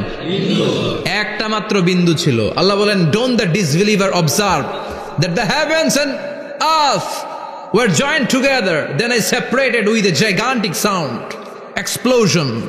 সব একসাথে ছিল, চাঁদ, তারা, আকাশ, নদী, নালা সব একসাথে। তারপরে একটা বিকট বিস্ফোরণের মধ্য দিয়ে পৃথিবী হয়েছে, এ চাঁদ হয়েছে, চন্দ্র হয়েছে, সূর্য হয়েছে, মহাবিশ্বের সব কিছু এই মহাবিস্ফোরণের মধ্য দিয়ে হয়েছে। চিৎকার করে পড়েন আল্লাহু আকবার। এই যে ছোট্ট পৃথিবীতে আমরা বসে আছি, এই পৃথিবীর চেয়ে সূর্য 13 লক্ষ গুণ বড়। চিল্লায় পড়েন আল্লাহু আকবার। এটা কি বাড়ির কাছের কথা? 13 লক্ষ গুণ বড়, কল্পনা করা যায়? তার মানে কি সূর্যই সবচেয়ে বড়? না, সূর্যের চেয়ে অনেক বড় বড় তারা আছে। ব্যাটেলজিউস নামে একটা তারা আছে মহাকাশে, যেটা যে সূর্য পৃথিবীর চেয়ে 13 লক্ষ গুণ বড়। এই ব্যাটেলজিউস তারা সূর্যের চেয়ে 33 কোটি গুণ বড়। এই ব্যাটেলজিউস তারাটাই কি সবচেয়ে বড়? না, এর চেয়েও কত বড় তারা যা আছে কোনো হিসাব নাই। এরকম বিশাল বিশাল তারা ঘুরতে ঘুরতে মাওয়াকিউন নুজুম, ব্ল্যাক হোল নামে একটা রেঞ্জ আছে। এই রেঞ্জের মধ্যে যদি ঢুকে যায়, ছোট্ট বাচ্চার মুখে চকলেট দিলে বাচ্চা যেমনি চকলেট চুষে খেয়ে ফেলে, এই বিশাল বিশাল তারাগুলো ব্ল্যাক হোলের মধ্যে ঢুকলে এক মুহূর্তের মধ্যে নিঃশেষ হয়ে যায়। চিল্লায় পড়েন আল্লাহু আকবার। এজন্য আল্লাহ বললেন, ফালা উকসিমু বিমাওয়াকিউন নুজুম, এই তারকা নিঃশেষ হওয়ার যে জায়গাটা, এই জায়গার কসম আমি কোরআনের মধ্যে খেলাম। এই ব্ল্যাক হোলের রেঞ্জের ভেতরে তারা আসলে মুহূর্তের মধ্যে নিঃশেষ বানিয়ে দেয় কে? একটা তারার চেয়ে আরেকটা তারা বড়। এরকম হাজার কোটি তারা মিলে আমাদের গ্যালাক্সি। এই গ্যালাক্সির নাম হচ্ছে মিল্কি ওয়ে। কি নাম? আমাদের গ্যালাক্সির নাম কি? সবাই বলেন তো। Milky way. কি নাম? এরকম একটা গ্যালাক্সি না, লক্ষ কোটি গ্যালাক্সি আছে। আমাদের গ্যালাক্সির পরে সবচেয়ে কাছের গ্যালাক্সির নাম অ্যান্ড্রোমেডা। কি নাম? এই অ্যান্ড্রোমেডা গ্যালাক্সি আমাদের গ্যালাক্সি থেকে 2.5 মিলিয়ন লাইট ইয়ার দূরে, মানে 25 লক্ষ লাইট ইয়ার। সুবহানাল্লাহ কইবেন না? আলোর গতি হচ্ছে পৃথিবীতে সবচেয়ে বেশি বর্তমান সময় পর্যন্ত, জানেন? সেকেন্ডে কত মাইল? 1,86,000 মাইল। এক সেকেন্ডে আলো ছুটে 1,86,000 মাইল বেগে। এত বেগের কোনো প্লেন বা রকেট নিয়ে যদি আপনি আমাদের গ্যালাক্সি থেকে মিল্কি ওয়ে থেকে অ্যান্ড্রোমেডাতে যেতে চান, তাহলে আপনার 25 লক্ষ বছর লেগে যাবে। সুবহানাল্লাহ বাড়িতে যায় বললেন। এরপর আল্লাহ বললেন, ওয়াস-সামাআ বানাইনাহা বিআইদিন ওয়া ইন্না লামুসিউন, আকাশ আমি বানালাম, গ্যালাক্সি আমি বানালাম। বানানোর পর থেকে সবগুলোর আমি প্রশস্ত করতে শুরু করে দিলাম। সব ছিল ক্ষুদ্র, একটা বিন্দুর মধ্যে আমি বিস্ফোরণ করলাম একটা আওয়াজ দিয়ে। আওয়াজটা ছিল কুন। আওয়াজটা ছিল কি? জোরে কন, আবার কন। কুন ফায়া ইন্নামা আমরুহু ইযা আরাদা শাইআন আন ইয়াকুলা লাহু কুন ফায়াকুন। আল্লাহ যখন কিছু করতে চান শুধু বলেন কুন, শুধু বলেন বি। কুন মানে বি, ইট ওয়াজ, এটা হয়ে যায়। হাও বলতে দেরি। এই মহাবিস্ফোরণের নেপথ্যে যে শব্দটা ছিল সেটা ছিল কুন। সেটা ছিল কি? আল্লাহ কুন বলতে দেরি, মুহূর্তের মধ্যে বিগ ব্যাং, বিশাল এক্সপ্লোশন। তারপর থেকে মহাবিশ্ব ছড়াচ্ছে। আল্লাহ বলছেন এই কোরআনের ভেতরে বলে দিয়েছেন, ওয়া ইন্না লামুসিউন, আমি এই মহাবিশ্বকে, এই গোটা ইউনিভার্সকে আমি প্রতিনিয়ত সম্প্রসারিত করছি। প্রতিনিয়ত এটা বড় হচ্ছে, সম্প্রসারিত হচ্ছে। চিল্লায় বলেন আল্লাহু আকবার। আজ থেকে মাত্র 20 বছর আগে এটা তারা আবিষ্কার করেছে। এটা কোন সাল? 2019। 20 বছর পেছনে গেলে কত? 1998, তাই না? এই 1998 সালে তারা আবিষ্কার করেছে সুপারনোভা কসমোলজি প্রজেক্ট। এই সুপারনোভা কসমোলজি প্রজেক্টে তারা এই সিদ্ধান্তে এসেছে যে মহাবিশ্ব কোন নামক এক বিস্ফোরণের পর থেকে যে সম্প্রসারিত হচ্ছে, আজ পর্যন্ত এটা শুধু বাড়ছে আর বাড়ছে, অ্যাক্সেলারেটিং হচ্ছে, এক্সপান্ডিং হচ্ছে, এটা কমছে না, কিয়ামত পর্যন্ত এটা বাড়তেই থাকবে। চিৎকার করে পড়েন আল্লাহু আকবার। এজন্য আল্লাহ বললেন ইয়াসিন ওয়াল কোরআনিল হাকিম, বিজ্ঞানময় প্রজ্ঞাময় কোরআনের শপথ। এই কোরআনের ভেতরে আমি কসমোলজির কথা বলেছি, অ্যাস্ট্রোলজির কথা বলেছি, জিওলজির কথা বলেছি, ফিজিক্সের কথাও বলেছি। সুবহানাল্লাহ। ফিজিক্স মানে কি? পদার্থ। পদার্থের সবচেয়ে বড় উপাদান হচ্ছে লোহা। লোহার কথা কিন্তু কোরআনে নাই। আছে? কই আছে? হ্যাঁ, সূরাতুল হাদিদ, লোহার নামে একটা সূরাই দিয়েছে আল্লাহ কোরআনে। সুবহানাল্লাহ পড়বেন না? সূরার নাম সূরাতুল হাদিদ। সূরার নাম কি? চিল্লায় বলেন সূরার নাম সূরাতুল হাদিদ। হাদিদ মানে লোহা। আল্লাহ বললেন ওয়া আনজালনাল হাদিদা ফীহি বা'সুন শাদীদ।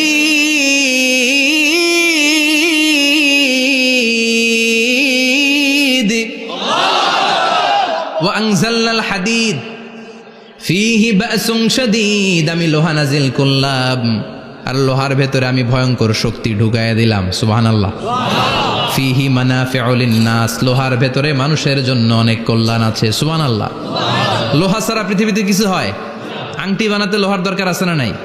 ঘড়ি বানাতে, গাড়ি বানাতে, বাড়ি বানাতে, মোবাইল বানাতে, হেলিকপ্টার, প্লেন, রকেট, মাইকের স্ট্যান্ড। সুবহানাল্লাহ কোন?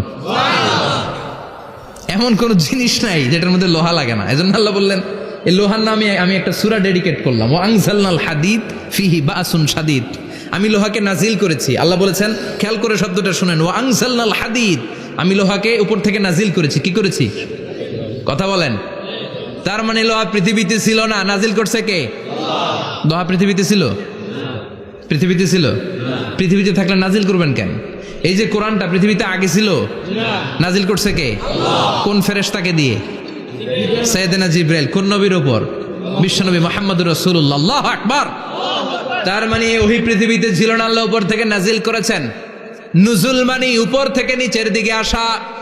এই নুজুল শব্দ ব্যবহার করে আল্লাহ বললেন ওয়া আনজালনাল হাদিদ, লোহাকে আমি নাজিল করেছি। তার মানে লোহা পৃথিবীর উপাদান নয়, লোহা এসেছে উপর থেকে। কোন সুবহানাল্লাহ। বিজ্ঞানীরা, পদার্থবিদ যারা গবেষণা করে এটাই পেয়েছেন, লোহা আসলে পৃথিবীর না। লোহা পৃথিবীতে উৎপাদন করা হয় নাই। লোহার যে মলিকিউল, অণু আছে, লোহার একটা অণু তৈরি করার মতো ক্ষমতা পৃথিবীর নাই। ইভেন এই সৌরজগতের কোনো কিছুর নাই। সূর্যের তাপেও লোহা তৈরি হতে পারে। লোহার ছোট্ট একটা অণু তৈরি করতে কমপক্ষে 1 কোটি ডিগ্রি সেলসিয়াস তাপের প্রয়োজন হয়। তার মানে এটা পৃথিবীর কোনো উপাদান নয়, এটা আনজালনাল হাদিদ। আল্লাহ বলেন মহাবিস্ফোরণের কারণে গলিত অন্য কোনো তারার ভেতর থেকে লোহার উপাদান আমি পৃথিবীর ভিতরে এনে ঢুকিয়ে দিয়েছি। তার মানে পদার্থের কথা কোরআনে আছে না নাই? সুবহানাল্লাহ কইবেন না? এরপরে বায়োলজির কথা আছে না নাই? বায়োলজিক্যাল অ্যাসপেক্ট অফ মাউন্টেন্স, কেমন করে পাহাড়ি রেঞ্জ তৈরি হলো, আছে না নাই? ওয়াজআলনাল জিবালা আওতাদা, পাহাড়কে আমি পেরেক মেরে দিয়েছি। ওমিয়া কাঠের ভেতরে যখন পেরেক মারেন, পেরেকের বেশিরভাগ অংশ কাঠের ভেতরে ঢুকে যায়, উপরে দেখা যায় সামান্য, ঠিক কিনা? তো লোহা যদি আল্লাহ পেরেক মারেন, উপরে যা দেখা যায় এটা সামান্য, আসল পাহাড় তো মাটির নিচে। সুবহানাল্লাহ কইবেন না? আসল পাহাড় কোথায়? পেরেক যদি কাঠের মধ্যে ঢুকিয়ে দেন, পুরো পেরেকটা কাঠে ঢুকে যায় না, উপরে দেখা যায় কদ্দূর? সামান্য। পাহাড়ের যা আপনি দেখেন এটা তো পেরেকের মাথা, পুরো পাহাড়টা আল্লাহ জামিনের ভেতরে গেড়ে দিয়েছেন। চিল্লায় পড়েন আল্লাহু আকবার। আবার আল্লাহ বললেন অমিনাল জিবালি জুদাদুম বিদু ওয়া হুমরুম মুখতালিফুন আলওয়ানু, আছে না নাই? ওয়া গারাবিবু সুদ, আল্লাহ বলেন নানা রঙের পাহাড় পর্বত মহাবিশ্বে আমি তৈরি করেছি। কোন পাহাড় হচ্ছে রক্তিম বর্ণের, কোন পাহাড়কে বানিয়েছি আমি কৃষ্ণ বর্ণের, কোন পাহাড়কে বানিয়েছি আমি শুভ্র বর্ণের, কোন পাহাড়ের রং কালো, কোনটা সাদা, কোনটা নীল, আছে না নাই? মহাবিশ্ব যখন তৈরি হয়েছে, পৃথিবীর মধ্যে 7টা টেকটনিক প্লেট তৈরি হয়েছে। 7 tectonic plates create the mountain range on earth. পৃথিবীতে এই পাহাড় তৈরির কারণ হচ্ছে 7টা প্লেট। এগুলোর 7 টেকটনিক প্লেট বলে। এই প্লেটগুলোর কারণে পৃথিবীতে এই রং বেরঙ্গের পাহাড় তৈরি হয়েছে। কত রঙের যে পাহাড় আছে, আরব বিশ্বে পাথরের পাহাড়, বাংলাদেশে মাটির পাহাড়, ব্রুনাই, সিঙ্গাপুর, ইন্দোনেশিয়াতে যদি যান আরেক ধরনের পাহাড়। চায়নার একটা শহর আছে গানজু সিটি, কি নাম? এই গানজু সিটিতে একটা পাহাড় আছে রেইনবো মাউন্টেন, ওখানে 7 রঙের পাহাড় পাওয়া যায় এক জায়গায়। সুবহানাল্লাহ কইবেন না? রেইনবো মানে কি? রংধনু। রংধনুর কয় রং? কথা কন। ছোটবেলা আমরা মুখস্থ রাখতাম বেনিয়া সহকলা, বেতে বেগুনি, নিতে নীল, আতে আসমানি, শতে সাদা, হতে হলুদ, কতে কালো, লাতে লাল। সুবহানাল্লাহ নাই? মনে রাখার কি অসাধারণ পদ্ধতি। তো এই রেইনবো মাউন্টেন, রংধনুর 7 রঙের পাহাড় এক জায়গায় পাওয়া যায়। এখানে সাদা পাহাড়, এখানে সবুজ পাহাড়, এখানে নীল পাহাড়, ওখানে লাল পাহাড়, এখানে কালো পাহাড়। এই চায়নার গানজু সিটিতে আল্লাহ তাআলা 7 রঙের পাহাড় এক জায়গায় রেখেছেন। চিৎকার করে বলেন আল্লাহু আকবার। তার মানে বায়োলজির কথাও কোরআনের ভেতরে আছে না নাই? এরপর আল্লাহ বললেন কেমন করে আকাশ থেকে আমি পানি নাজিল করে, এটাও কোরআনে আছে না নাই? আমরা ছোটবেলা পড়েছি ওয়াটার সাইকেল, হাইড্রোলজিক্যাল সাইকেল, কেমন করে সূর্যের তীব্র তাপ সাগর থেকে পানিকে জলীয় বাষ্প করে উপসে নেয়, উপরে নিয়ে সেটাকে পুঞ্জীভূত করে দেয়, ঘনীভূত করে দেয়, মেঘ হয়ে যায়, সেখান থেকে ঝিরিঝিরি ঝিরিঝিরি বৃষ্টি পড়ে, আছে না নাই? আর ওই বৃষ্টির গান আমরা গাই, এই বৃষ্টি ভেজা রাতে তুমি চলে যেও না। ওই বৃষ্টি পেয়ে আল্লাহর কাছে দোয়া করে না? বিশ্বনবী বলেন রহমতের বৃষ্টির নিচে দাঁড়িয়ে কেউ যদি হাত তুলে দোয়া করে, ওই দোয়া কবুল করে কে? আল্লাহ। আবার আকাশের মধ্যে মেঘের ঘনঘটা দেখলে বিশ্বনবী পেরেশান হয়ে যেতেন, হয়রান হয়ে যেতেন, আর আল্লাহর কাছে বলতেন আল্লাহ এই মেঘ দিয়ে তুমি আমাদেরকে আযাব দিও না, তুমি আমাদেরকে গজব দিও না, তুমি আমাদেরকে শেষ করে দিও না, এই মেঘ থেকে তুমি আমাদেরকে রহমতের বৃষ্টি দাও। পড়ে না আমিন। বৃষ্টি দেখলে বিষ্ণু বলতেন আল্লাহুম্মা সাইয়িবান নাফিআ, ইয়া গাউসু আগিসনা গাউসান মুগীসান মারিআন মারিআন নাফিআন গায়রা দার আজিলান গায়রা আজিল। হে আল্লাহ এই বৃষ্টি থেকে তুমি ঠান্ডা রহমতের পানি দাও। কি দাও? আল্লাহ মেঘে দে পানি দে, ছায়া দে রে তুহু, আল্লাহ মেঘে দে। পড়েন পড়েন, আল্লাহ মেঘে দে পানি দে, ছায়া দে রে তুহু, আল্লাহ মেঘে দে। এই ওয়াটার সাইকেলের কথা আল্লাহ বলেছেন। আলম তারা আন্নাল্লাহ ইউসজি সাহাবান। কাফের নাস্তিক যেগুলো সমাজের আবর্জনা খড়কুটা, ওরা কি দেখে না কেমন করে আমি বাতাসকে জলীয় বাষ্প করে আকাশে তুলি, বায়ুমণ্ডলে নিয়ে যাই, সুম্মা ইউআল্লিফু বাইনাহুম, জলীয় বাষ্পগুলারে তখন আমি ঘনীভূত করি, সুম্মা ইয়াজআলুহু রুকামান, এরপরে আমি মেঘে পরিণত করি, ফাতারাল ওয়াদকা ইয়াখরুজু মিন খিলালিহি, তারপর মেঘের ভেতর থেকে ঝিরিঝিরি ঝিরিঝিরি বৃষ্টি নাজিল করে কে?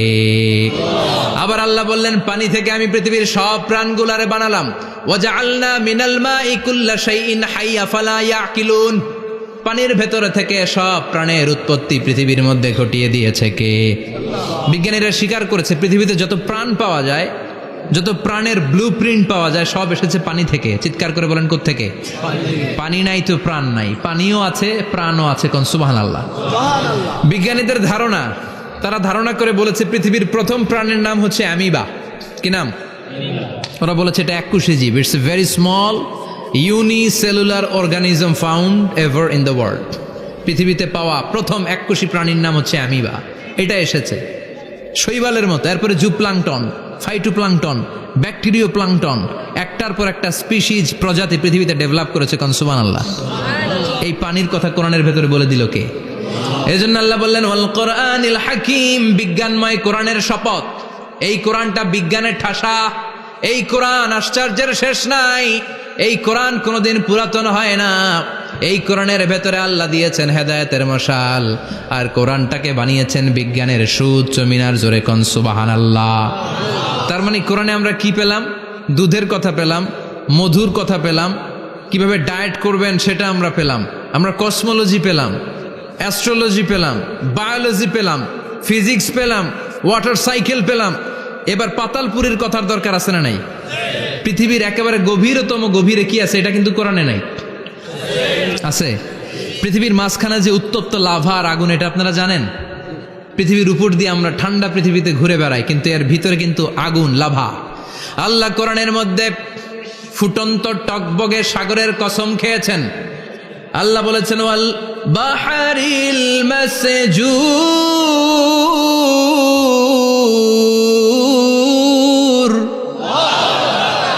আমি কোরআনের ভেতরে ফুটন্ত টকবগে সাগরের পানির কসম খেলাম। পড়েন সুবহানাল্লাহ। সাগরের পানির ফুটন্ত টকবগে সাগরের পানির কসম। সাগরের পানি আবার ফুটন্ত হয় কি করে? পানি কি হয়? ঠান্ডা। পানি কি? কথা বলেন। আল্লাহ পৃথিবীর ভেতরকার কথা চিন্তা করে বলেছেন ওয়াল বাহরিল মাসজুর। ইউনাইটেড স্টেটস অফ আমেরিকার নেভাল একাডেমির সায়েন্টিস্টরা এই আয়াতের উপর রিসার্চ করেছে যে সাগরের ভেতরে আবার এই ঠান্ডা পানির ভেতরে আবার উত্তপ্ত আগুনের লাভা আসলো কোত্থেকে। রিসার্চ করার জন্য তারা সাগরের ভেতরে পাইপ ঢুকিয়েছে। পাইপ ঢুকাতে ঢুকাতে অনেকগুলো লেয়ার তারা পার করেছে। রূপান্তর শিলার স্তর, পাললিক শিলার স্তর, আগ্নেয়গিরির শিলার স্তর, মার্বেল পাথরের অনেকগুলো শিলার স্তর পেরিয়ে যাওয়ার পরে তারা পাইপ ঢুকানোর পরে দেখতে পেয়েছে পাইপগুলো গলে যায়। পাইপগুলো কি হয়? তার মানে ভিতরে কি আছে? গত কয়েক মাস আগে জাপানে কিছু জিওলজিস্ট, ভূতত্ত্ববিদ, তারা গবেষণা করে পৃথিবীর এক মাথা থেকে আরেক মাথায় যেতে চাচ্ছে, মানে প্রতিপাদ স্থান। বাংলাদেশের এখান থেকে ছিদ্র করলে আপনি দক্ষিণ আমেরিকার চিলির সান্টিয়াগোতে যেয়ে উঠবেন। কথা বুঝতে পেরেছেন? তার মানে বাংলাদেশের প্রতিপাদ স্থান হচ্ছে দক্ষিণ সাউথ আমেরিকার চিলির সান্টিয়াগো। আবার ইন্ডিয়া থেকে ছিদ্র করতে করতে পৃথিবীর আরেক মাথা দিয়ে উঠবেন। সুবহানাল্লাহ বলেন। এটা তারা শুরু করেছে কিন্তু এখনো সফল হয় নাই। ইউএস এর নেভাল একাডেমির সায়েন্টিস্টরা পাইপ ঢুকাতে ঢুকাতে দেখে একটা পর্যায় শেষে পাইপ আর ঢুকানো যায় না। পাইপগুলো পৃথিবীর ভেতরে যেতে যেতে গলে গলে পানি হয়ে যায়। সুবহানাল্লাহ কইবেন না? এই রিসার্চ প্রজেক্টের যিনি চিফ, উনি বললেন bring the water proof pipe from America. America থেকে ওয়াটার প্রুফ পাইপ নিয়ে আস। আমার এমন পাইপ লাগবে গবেষণা করার জন্য যে পাইপ আগুনে জ্বলে না। ওয়াটার প্রুফের মধ্যে আগুন লাগালে আগুন ধরবে? বুলেট প্রুফে বুলেট মারলে বুলেট ঢুকবে? মাননীয় প্রধানমন্ত্রী শেখ হাসিনা যে গাড়িতে করে চড়ে, এটা বুলেট প্রুফ কার? গুলি মারলে ঢুকবে? আবার গুলি মারতে যায় না, 14 গোষ্ঠী উদ্ধার করে ছাড়বে আপনার, খবরদার। তো আমেরিকা থেকে ফায়ার প্রুফের পাইপ নিয়ে আসা হলো। নেভাল একাডেমির চিফ সায়েন্টিস্ট পাইপ ঢুকাতে আরম্ভ করলেন। ঢুকাতে ঢুকাতে পৃথিবীতে কিন্তু অনেকগুলো স্তর আছে। এই যে বালু মাটি, সব কিন্তু বালু মাটি নয়। আপনি খুঁড়তে খুঁড়তে পেয়ে যাবেন পাললিক শিলা, এরপরে রূপান্তরিত শিলা, এরপরে মার্বেল পাথরের শিলা, এরপরে শুরু হবে গরম আগ্নেয়গিরির শিলা। ওই শিলার ভেতরে এমন আগুন আল্লাহ রেখেছে, ওই নেভাল একাডেমির সায়েন্টিস্টরা ফায়ার প্রুফের পাইপ ঢুকাতে ঢুকাতে একটা লেভেল যাওয়ার পরে দেখে যে ফায়ার প্রুফের পাইপও গলে গলে মুহূর্তে পানি হয়ে যায়। তার মানে ভেতরে এমন আগুন আল্লাহ রেখেছে, ওই আগুনের তুলনায় পৃথিবীর আগুনের মতো নয়। ওই আগুনটাই জাহান্নামের আগুন। আবার বিজ্ঞানীরা গবেষণা করে ওই আগুনের মধ্যে মানুষের চিৎকার শুনেছে। এজন্য হাদিসে এসেছে আল্লাহর ওলিরা, মুমিন বান্দারা মারা গেলে তাদের রূহগুলো আকাশে চলে যায়, ইল্লিনে চলে যায়। আর কাফের মুশরিক আর নাস্তিকগুলো মারা গেলে তাদের আত্মাগুলো পৃথিবীর মাঝখানে সিজ্জিনে চলে যায়। ওই সিজ্জিনের ভেতরে আগুন আছে না নাই? চিল্লায় বলেন। তার মানে পাতালপুরীর কথাও আছে, সাগরের কথাও আছে, আকাশের কথাও আছে। কেমন করে দুনিয়াতে আমরা আসলাম সেটাও আছে। এমব্রয়োলজি, ভ্রূণ তত্ত্বের কথা কোরআনে আছে না নাই? পৃথিবীতে আল্লাহ কয়েক সিস্টেমে মানুষ বানালেন। সৈয়দনা আদমকে বানালেন, মাও নাই বাবাও নাই। সৈয়দনা আদম আলাইহিস সালামের বাবার নাম কি? মায়ের নাম কি? মাও নাই বাবাও নাই। আবার সৈয়দনা ঈসা আলাইহিস সালামকে আল্লাহ তৈরি করলেন, শুধু মা আছে বাবা নাই। আবার আমাদের সবাইকে আল্লাহ বানালেন, মাও আছে বাবাও আছে, ঠিক কিনা? এরপরে ছোট্ট 1 ফোঁটা নাপাক থেকে আল্লাহ আমাদেরকে বানালেন। এই 1 ফোঁটা বীর্যের মধ্যে যে প্রাণ আছে, এটা 2 জন বিজ্ঞানী আবিষ্কার করেছে। লিয়েন হুক মাইক্রোস্কোপ যন্ত্র দিয়ে তারা বীর্যের মধ্যে, স্পার্ম ড্রপের মধ্যে গবেষণা করে পেয়েছে যে ওখানে কি যেন নড়ে। ওই 1 ফোঁটা ড্রপের মধ্যে কি যেন নড়ে। সেখান থেকে ওরা আবিষ্কার করেছে এই স্পার্মের ভেতরে, শুক্রাণুর ভেতরে প্রাণের অস্তিত্ব আছে। 1 ফোঁটা স্পার্মে এক ফোঁটা বীর্যের মধ্যে 20 কোটি যদি শুক্রাণু না থাকে, ওই স্পার্ম থেকে আল্লাহ বেবি দেয় না, সন্তান দেয় না। সুবহানাল্লাহ কোন?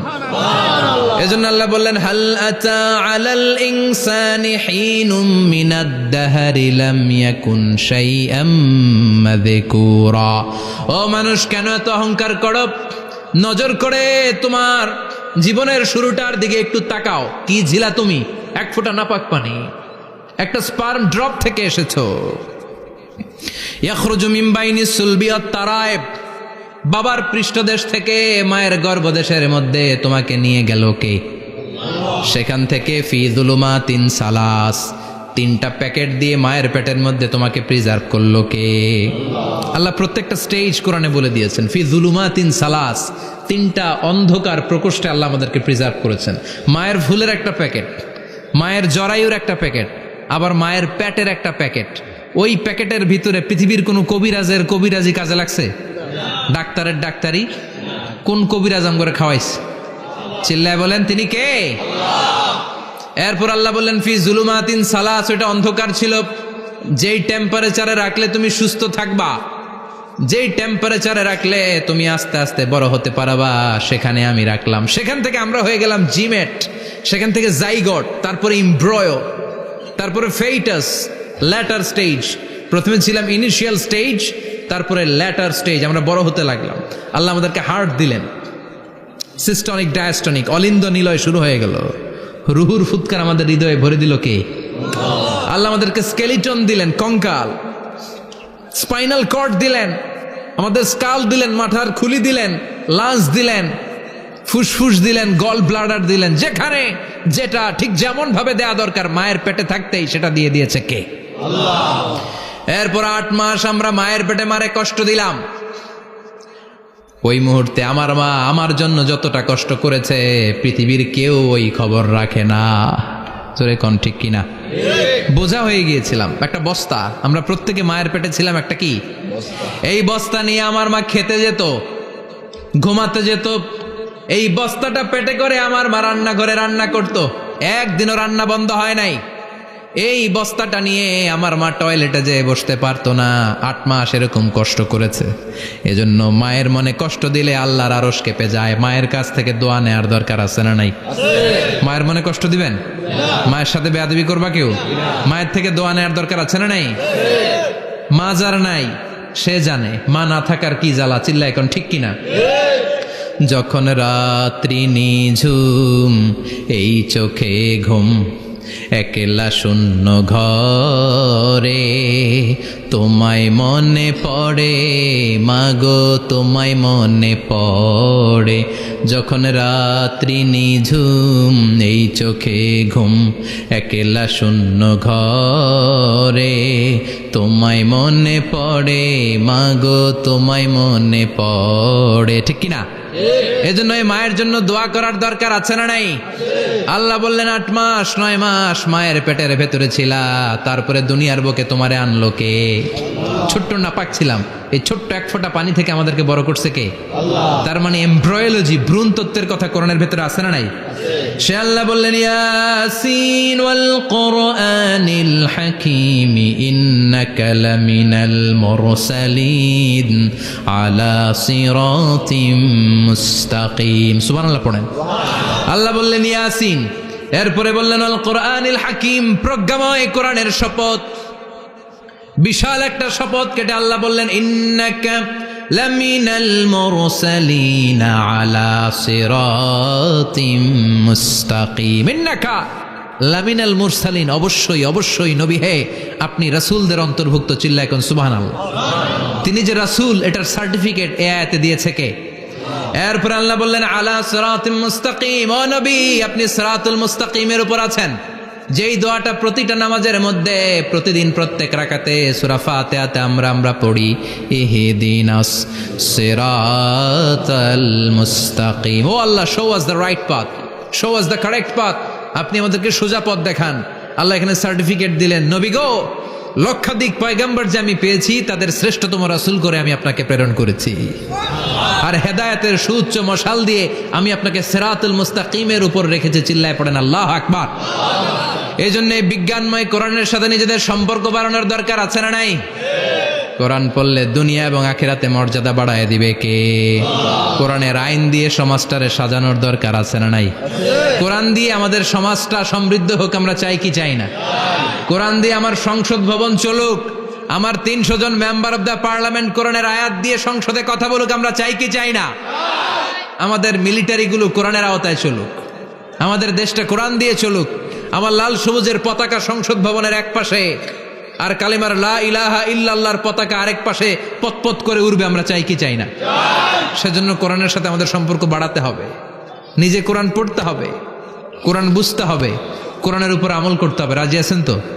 এটাই হচ্ছে সূরাতুল ইয়াসিনের শিক্ষা। আল্লাহ আমাদের সবাইকে কথাগুলো বুঝার ও আমল করার তৌফিক দান করুক। আমরা পড়ি আমিন। আরো জোরে পড়েন আমিন। যতগুলো কথা বললাম কোরআন থেকে আলোকিত করার জন্য আল্লাহ তাআলা যে মেসেজগুলো আমাদেরকে কোরআনের ভেতরে দিয়েছে, এই মেসেজ থেকে আমরা যেন নিজেদেরকে, সমাজকে আলোকিত করতে পারি। আল্লাহ তুমি তৌফিক দাও। আরো জোরে পড়েন আমিন। সুবহানাকাল্লাহুম্মা বিহামদিকা আশহাদু আল্লা ইলাহা ইল্লা আনতা আস্তাগফিরুকা ওয়া আতুবু